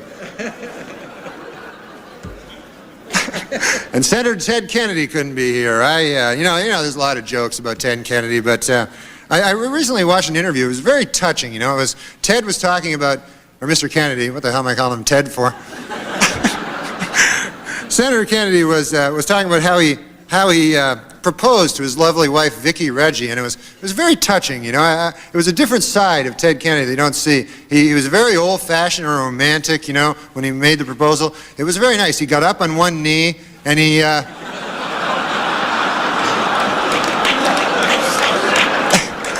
It was nice, you know. We're joined by the talented trio called the Lonely Island. Yeah, who you will know be what I on the call big. them? What do you call them? I call them Sandberg and the other couple of fellows. The Mind Squad The is other how couple. Rolling Stone put it. The other two, Akiva and Yorma. Thank you guys for joining us. Andy. Thanks for knowing our names. Yeah, Thanks. no, I read the card. You guys ever been to a thing like this? No. What do you think? Nothing like this. It feels so pro and real. Am I on TV? Am I on the internet? We don't know. Oh, you're on the computer. You're on a velvet couch. You're on a maroon velvet couch in the beating hot sun. Hey, can I ask a serious question? I mean, fuck all these jokes. like when you name yourselves, right? Yeah. Do you ever have fucking moments of regret later because it's permanent, almost like a tattoo? Absolutely. Yeah. The Lonely Island, I was outvoted. Oh, you were? Yeah. What were the other runner-up names? Our first album was called Incredibad, and I wanted that to be the name of the band. But We would have had regrets about that too, though. Probably. Let's be honest. There's no winning when you're a comedy troupe. Does that happen a lot? It all Yeah, sucks. you're a troop. Who comes up with the ideas, or do you guys fight a lot over ideas, or how does that work? It's a democratic process. Yeah. 2 out of 3 always Two win. out of 3 wins. Yeah. Who's always getting left out? Someone's always mad. It's whoever's not in town. Got it. How do you guys feel in your bodies? Do you feel healthy and strong? Absolutely not. I could be eating better. Yeah. Yeah, digestion could be going better. Yeah. I feel like that about Hey, myself. enough of these fucking jokes. Can I ask one more serious question? Hit me with a real one, Norm. A real one. Sandberg, when you went to SNL, Yeah. you went different than anybody else because you were already a fucking big hit, right? I don't think so. Is that true? We were definitely not a big hit. No. Oh, Saturday Night Live made you guys a big hit? Yeah, I mean, we had a small internet following. Oh, so the computer doesn't really work to make you a big hit? I mean, that was like 17 years ago, right? How long ago was that? It was a while ago. It's changed now. Yeah. Yeah. So when you started Incredibad / The Lonely Island. Yeah, the Lonely Island. What's the significance of that name, though? That's what really I wanted to ask. The Lonely Island. You think of all islands as kind of lonely. Do you really want to hear the story? Yes, please. I do We could do a too. real short version, which is just basically was what we called the apartment we lived on Olympic with all the traffic. It was a sarcastic name from a sarcastic Tennessee Williams style sketch we did about the apartment. Akiva wrote a one-act play. God damn, I wish I had a time machine. To see that action. Yeah, no, to take back my question. Thought you were going to say to murder Hitler. I would not. You know, people always fucking want to murder Hitler with their time machine, right? But then I feel if I got back there, I'd be afraid of falling under the spell of his fucking beautiful eyes. It's true. And oratory, and he then, locked in the gaze. yeah, and then I join the fucking party, That's knowing his me. thing. He gives you his full attention. You're like, whoa, All wait right. a minute. Maybe there's Norm, something to I mean- this guy. No, but before you ask another serious Believe question, it or we not, gotta they're move telling on. us to wrap it up. I don't exactly I don't know want to. why you guys. Wrap it what? This is fun for everyone. It's the For the Lonely record, Island, guys. I would have killed Hitler. So thanks, gentlemen. Can I just clarify? if I did go back in time to kill Hitler, I would do it. Yeah. I wouldn't get lost in that's his the front eyes and door then choice. bail. Yeah. Just so I don't get like thanks for hit from having all the like I know, all the- defamation leads. You would end it. Yeah. Pro. Listen, Okay. man, I'm sorry about. We got to wrap it up. I'm sorry It's about over. bringing up Hitler. You really brought this live show to a new This is low. the first one, right? This is your first interview? It's just gonna get worse from This is here. the first time I've ever been interviewed a man. If you can bring things to Hitler come. into all of them, they're going to ask you back for sure, which is I know what you want. That's what we're all hoping for. Okay, tell him to go now. Or you could just be Hey, I dressed as love Hitler. you guys, man. Rock tonight. Jonathan Schmitz, the Jenny Jones guest who killed his secret gay admirer because of his fear and hatred of homosexuality, has been sentenced to 25 years in prison. Well, I guess that plan backfired, huh?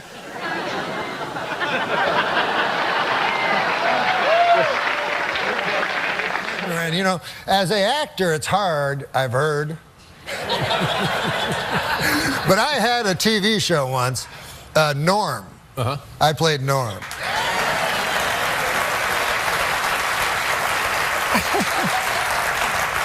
That was the one time I was not funny. No, it was a fine show. But we had a great actor on it, and his name was Jack Warden. You remember Jack Warden? Of course I remember Jack My Warden. God. Yeah, great actor. You remember them? Well, they have a picture of Jack. They have a picture of Jack Warden. There he is. You guys remember Jack Warden? Likable.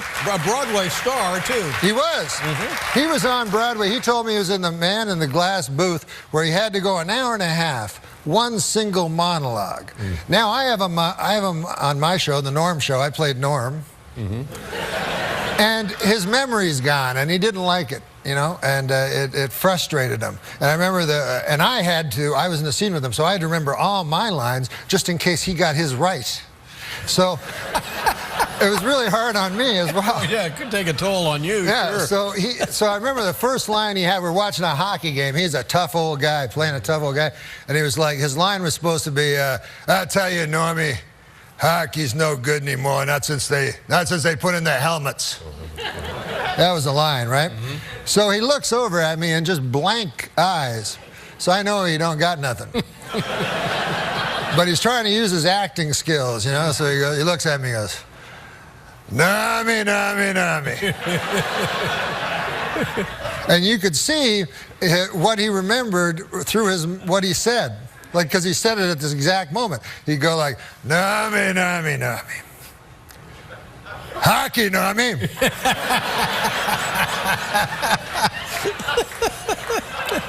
Hockey, Normie. And we're in the set as a rink.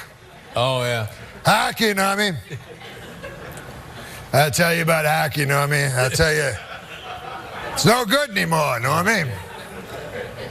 You know why it's no good anymore, Normie? I'll tell you right now. Normie, Normie, Normie. That was cut. Take two.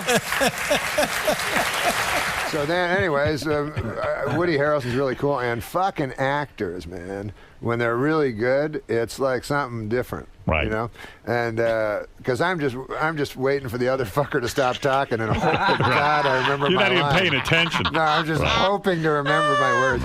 So, anyways, fucking what's his name? Woody Harrelson asked me if I want a beer. You know, he goes, "You want a beer?" I go, "No, it's cool. I don't drink. You know." He goes, "You don't want a beer?"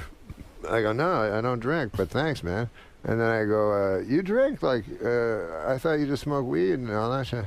And then all of a sudden, Milos Forman goes, "Cut! What the fuck is going on?" Like we were in the movie.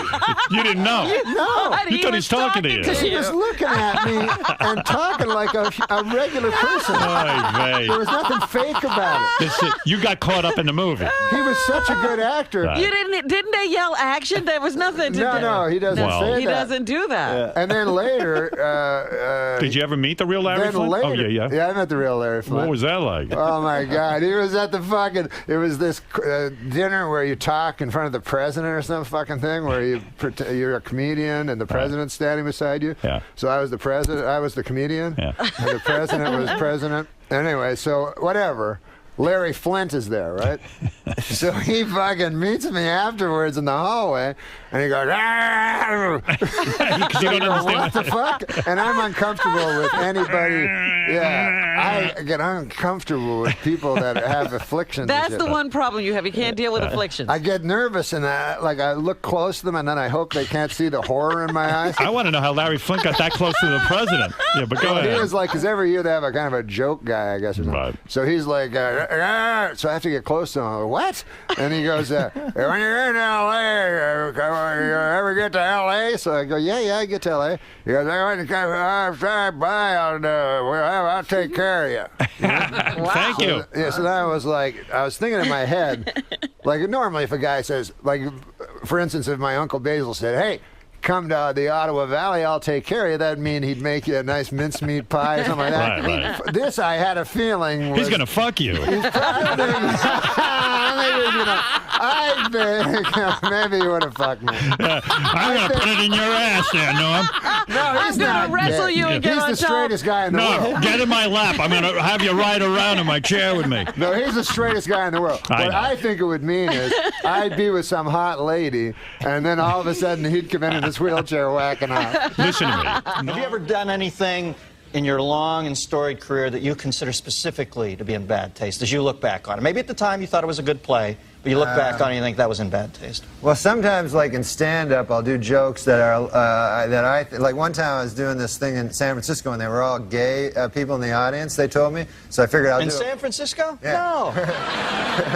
So I figured I'd do stuff about gay people so that they could relate to it. Yeah, it's warm up. They love that. And so I was talking about, because I went to this gay pride parade, and I saw in it there were these old men and old ladies like with these signs that said, "We are proud of our gay son," you know? And so I was saying, that's an odd thing to be proud of, you know, because it's not an achievement, you know? It's not like something you work all your life to be gay or anything like that. And I just wondered, I had a hard time believing that these 50, 60-year-old men are actually bragging, you know, at work like they're, hey, Bill, you know, my kid, oh my God, we're proud of him, Johnny. He graduated from Harvard, you know, first in his class, you know what I mean? Now he's articling over at a law firm, and, oh yeah, he loves cock. You know? This kid. He can't get enough cock in his mouth, his ass, his kid's always cock. I got a picture of the boy here sucking another man's cock. I want to show it to him. To watch the maturation of you as an artist, to realize it took you 9.5 minutes to get around to the sucking cock stuff. It's beautiful to see you comfortable in your own skin, Normie. It's been quite a year in music, though. Let's look back. A lot of classic songs have been covered this year, haven't they? Lenny Kravitz did "American Woman." Dwight Yoakam did "Crazy Little Thing Called Love." And Barry Manilow released an album entitled Manilow Sings Sinatra. And I'll tell you, it is a great CD, or as I like to call it, it is a great coaster. I like to throw my drinks on that. It's not a good CD at all. And oh, I have an announcement to read. I almost forgot. I was told to make this announcement. Table 10, wherever you are, table 10. We're sorry your waitress hasn't been there in a while. Larry King just married her. So.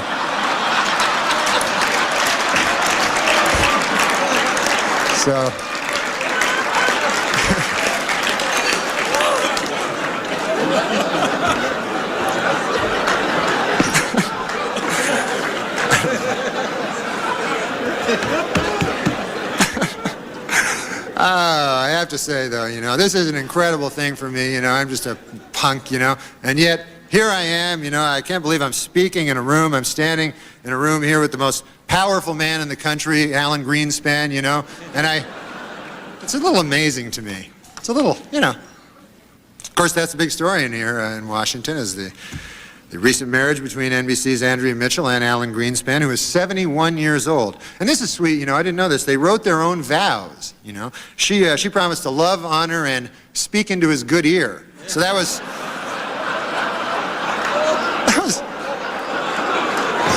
of sweet, you know?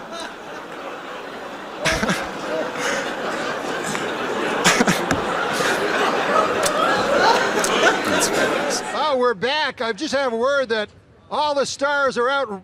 Rhett McLaughlin and Charles Lincoln Neal just were spotted. All the stars. It was good to see those workaholic guys because I personally am a workaholic. For many years, I was helplessly addicted to workahol.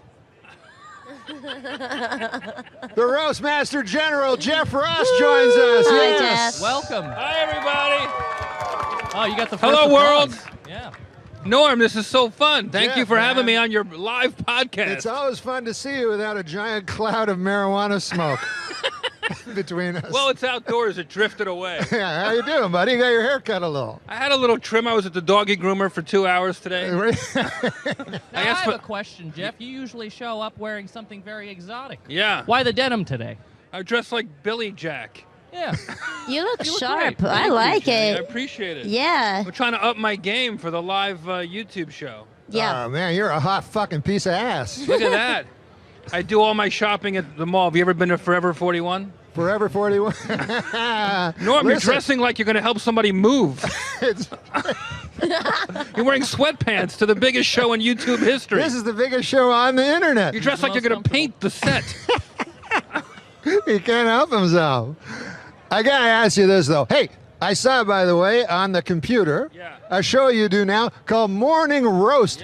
Unbelievable. You wake up in the morning, you turn on your computer, there's Jeff Ross waking up himself, roasting somebody.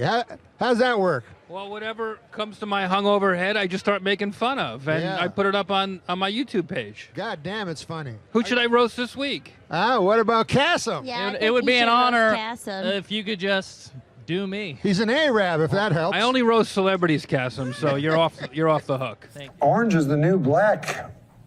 But not in my apartment building. Kevin is the new black.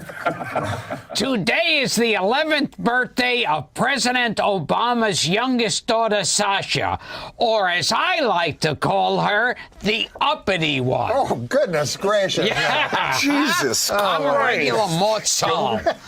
I really appreciate you coming on here tonight. I don't know if you've heard, but I'm not going to be around much longer. Yes, I'm I leaving know. the And show. I understand there's only 12 shows left, and this may be my last appearance. Well, I hope not, but.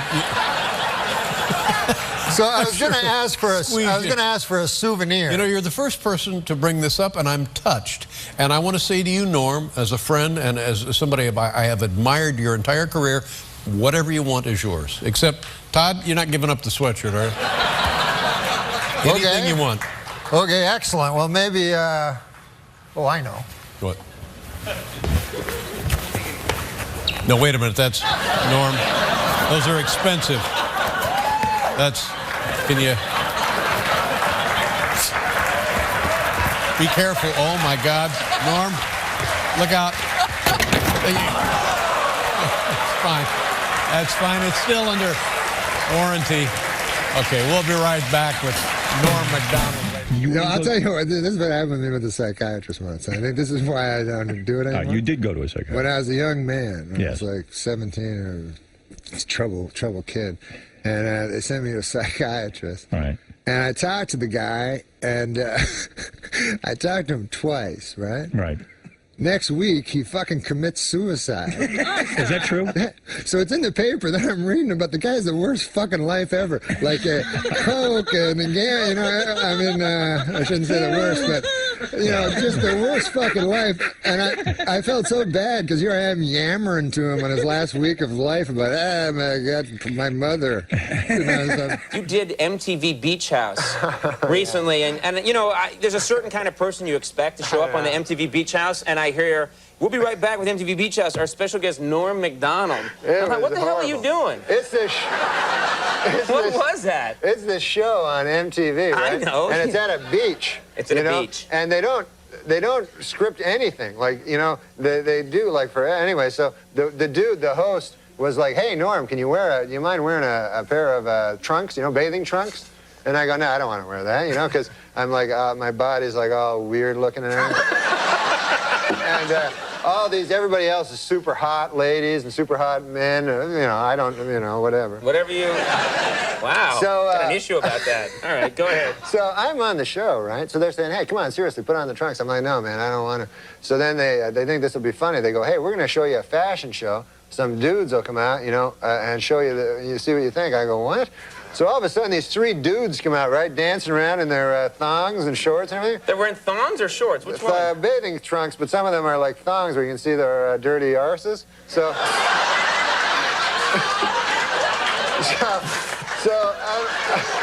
so I'm like watching it, and I'm like, oh, like man. Chaucer. Yeah, go ahead. So I'm like, oh, I guess it is. Okay, go Old ahead. English. So I said, oh, yeah, no, I'm pretending to go, oh, yeah, that's funny, right? And, you do a lot of that at MTV, yeah. So then the guy, the host, he goes to this one guy who was very, very, very gay. He goes, what? How do you know that? No, I mean, you get a sign? Yeah, he looked very, very gay. He says to this dude, he says, hey, I'll give you $20 if you lap dance on Norm. You know what I mean? Right. All of a sudden, this dude like, hey, $20. I guess he didn't have much money. Starts running towards me, right? So I look up, here's this nude, almost nude dude running towards me, right? So I think in my head, okay, man, pretty soon the guy's going to be writhing around on my lap with his ass, and I don't want that on TV, forever. No, it's okay to talk about it, but you don't want to see it. Right. They videotape that, and it's there forever. So, meanwhile, what can I do? You can't hit a guy because it looks bad. You know what I mean? Even though, of course, a woman could hit a naked guy running at him. Sure, that's fine. okay. But a man can't hit him. Yeah. So I have to think fast. There's only a second. So I bolt. I take off, right? You started running, too? Yeah, running down the beach. The guy catch you or no? Yeah, and then I had to come back on. They're like, oh, Mr. Homophobic. I won't let a guy grind his ass into you.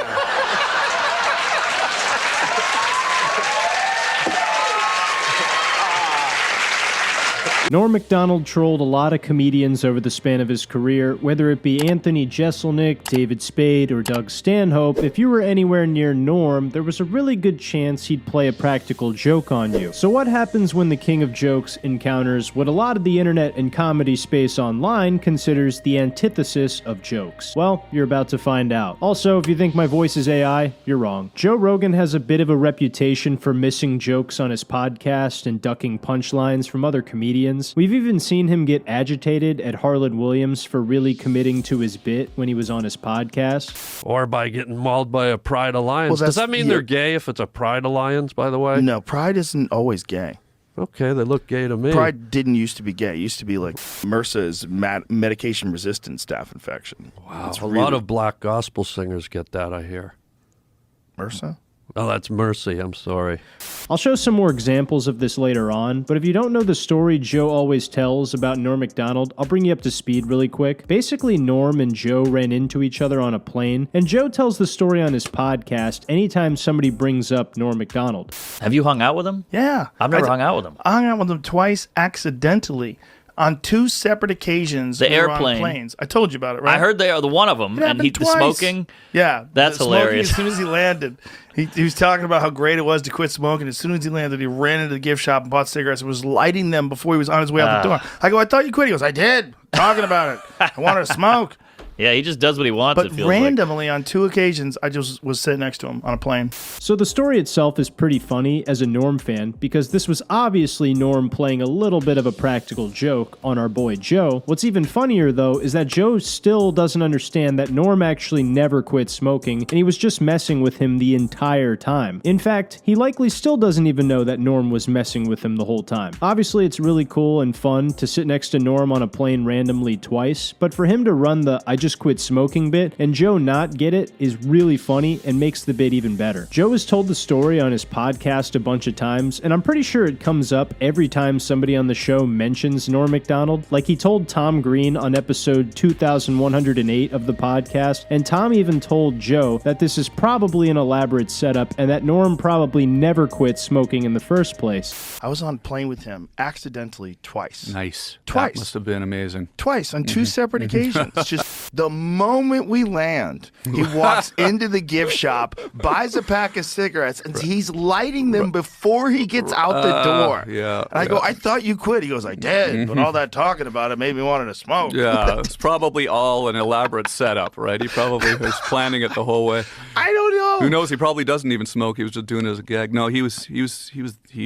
Well, he was into gambling too, right? So Yeah. like people that have those kind of like impulse control issues, like gambling is a big impulsive thing. Like, I'm gonna fucking bet. I'm gonna bet on it. Even when Tom tells Joe just says, I don't know, like it might be real and not be a bit. Tom Green is a Canadian comedian who is really good friends with Norm. He probably knows him better than a lot of comedians did. So if he's saying it's a bit and Joe won't take the hint, then he's probably never going to realize that it was just a bit. Joe also told the story to Colin Quinn on the podcast, and Colin pretty much did exactly the same thing that Tom Green did and said there's no chance that Norm actually started smoking again, and that this was almost certainly just a goof. But once again, Joe plays coy and can't wrap his dick and balls around the fact that Norm was just fucking with him. I know Joe Rogan is big on not reading the comments, but anytime Joe mentions the plane story or Norm is mentioned on his podcast, there's a barrage of people who joke about Joe telling the same story over and over again, and these comments are so fucking funny anytime I read them. Now, I don't think that Norm disliked Joe Rogan. At worst, he probably just doesn't find Joe very funny, which he wouldn't be the first to think that if it was true. Like, there were several times he would joke about the Death Squad, which was a comedy group that Joe was a part of that included like Brian Redband, Tom Segura, Tony Hinchcliffe, and Ari Shaffir, and I think a few others.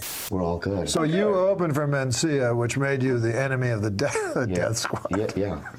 Because It's like a Bruce Lee movie. Yeah, it's just like it. So the Death Squad. I don't know what Bruce Lee movie. They're comedians. Yeah. Well, don't you think Death Squad makes more sense in a Bruce Lee movie than a comedy club? That's true. I went to a comedy club, and then the next week the Death Squad were there.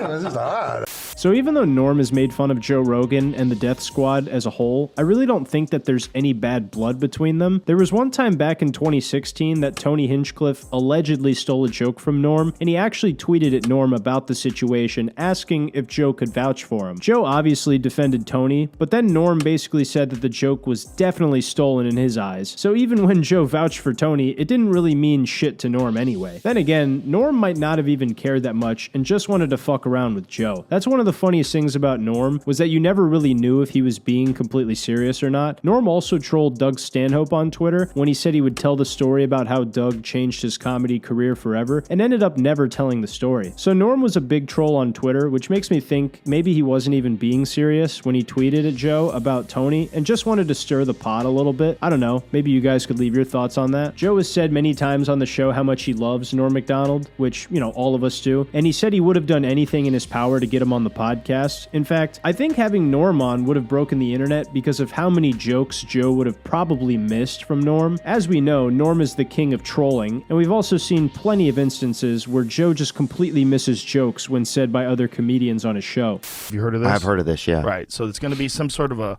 quarter-sized thing they screw into your fucking head and a bunch of wires in there that lets you download information quicker. You're going to be able to talk with no words. That's his exact words to me. Probably use your phone on a plane, I bet. Oh, yeah. Well, I think you can now. And I was like, whatever, if I get fired here, whatever, I'll just go do Joe Rogan next week and I'll be fine. Anyway, I thought that was funny. No? What?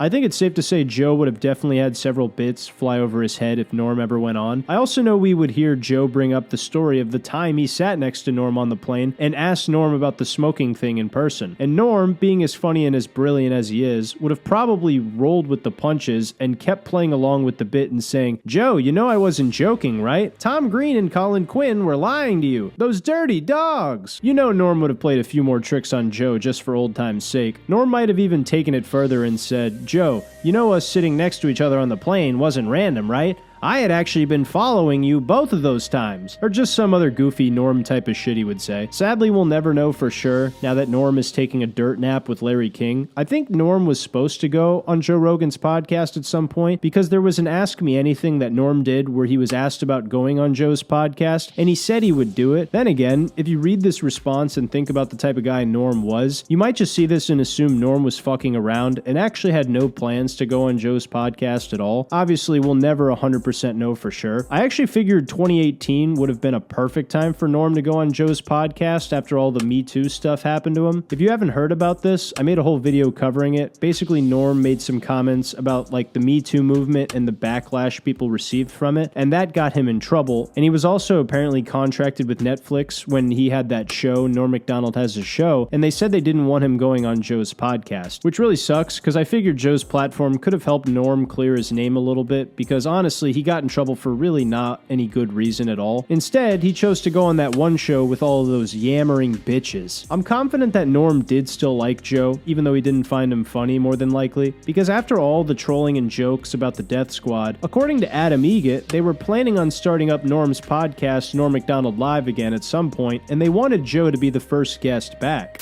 I've been talking to Norm MacDonald a lot lately. I think we're gonna start the podcast up again. So, you know what? Yeah, we're gonna have. I think we would kill for you to be the first guest. I would love to do all it. right, good. I'm 100% in. Oh, thank 100% God. in. Yeah, we have some good guests lined up. So now we're just gonna figure it out. When are you gonna do your thing with Norm again? You gonna start soon? Yeah, we've been planning for a while now. So now we're just going to. We just need to put all the nuts and bolts into place, and then get a studio, get a camera, and just do it. But you're going to be the first guest. I'm in. And this was at a time when Joe really wasn't doing anybody else's podcast, so for Joe to be so enthusiastic about going on just goes to show how much Norm meant to Joe. It's good that this fucking douchebag Adam Egget took some time away from his shift underneath the Queensboro Bridge to talk to Joe Rogan. I will say, if you look at the comments of this Adam Egget clip about Norm MacDonald with Joe Rogan, the comments are absolutely hysterical. If you're a Norm fan, my God, you gotta go check out these comments right now. In all seriousness, though, I really don't think Adam was trolling Joe, because they have a very close working relationship together since Adam books the Comedy Mothership, and previously he booked the Comedy Store. So from the sounds of it, Norm really did want to collaborate with Joe and have him on Norm MacDonald Live. Sadly, we never got to see it though, which is a damn shame, because I really think the dynamic between the two of them would have been great. I know a lot of people don't think Joe's very funny, and I understand your opinion on that, but I really do think that together they would have been an interesting duo on a show. Maybe we would have gotten to see Adam Egget get the shit beaten out of him by Norm, and then Joe right after, back to back. Despite Joe not understanding that Norm was totally trolling him with the smoking bit, I'm happy he doesn't get it though, because that just makes the bit even funnier for all of us Norm fans. And anytime I hear him tell the story, I'll give him a pass, because it is my favorite comedian he's talking about. But anyway, what do you guys think about this? Do you wish we could have gotten to see Norm on Joe Rogan's podcast? Are you happy we never got to see it because of who Joe is? What other comedian would you have liked to see Norm MacDonald make fun of on Norm MacDonald Live? Let me know what you guys think in the comments down below. If you want to support me more, you can check out my second channel and get to know me better as a person. Other than that, thanks for all the likes, shares, and subscribes. I appreciate you all a bunch. Let me know if you like this type of cadence and delivery in the video narration better as well, because it was a little bit more fun to record the video like this, and if it's easier for you guys to listen to, I'll definitely keep it going moving forward. Thanks for watching all the way to the end. I love you guys, and I'll catch you in the next video. Take care.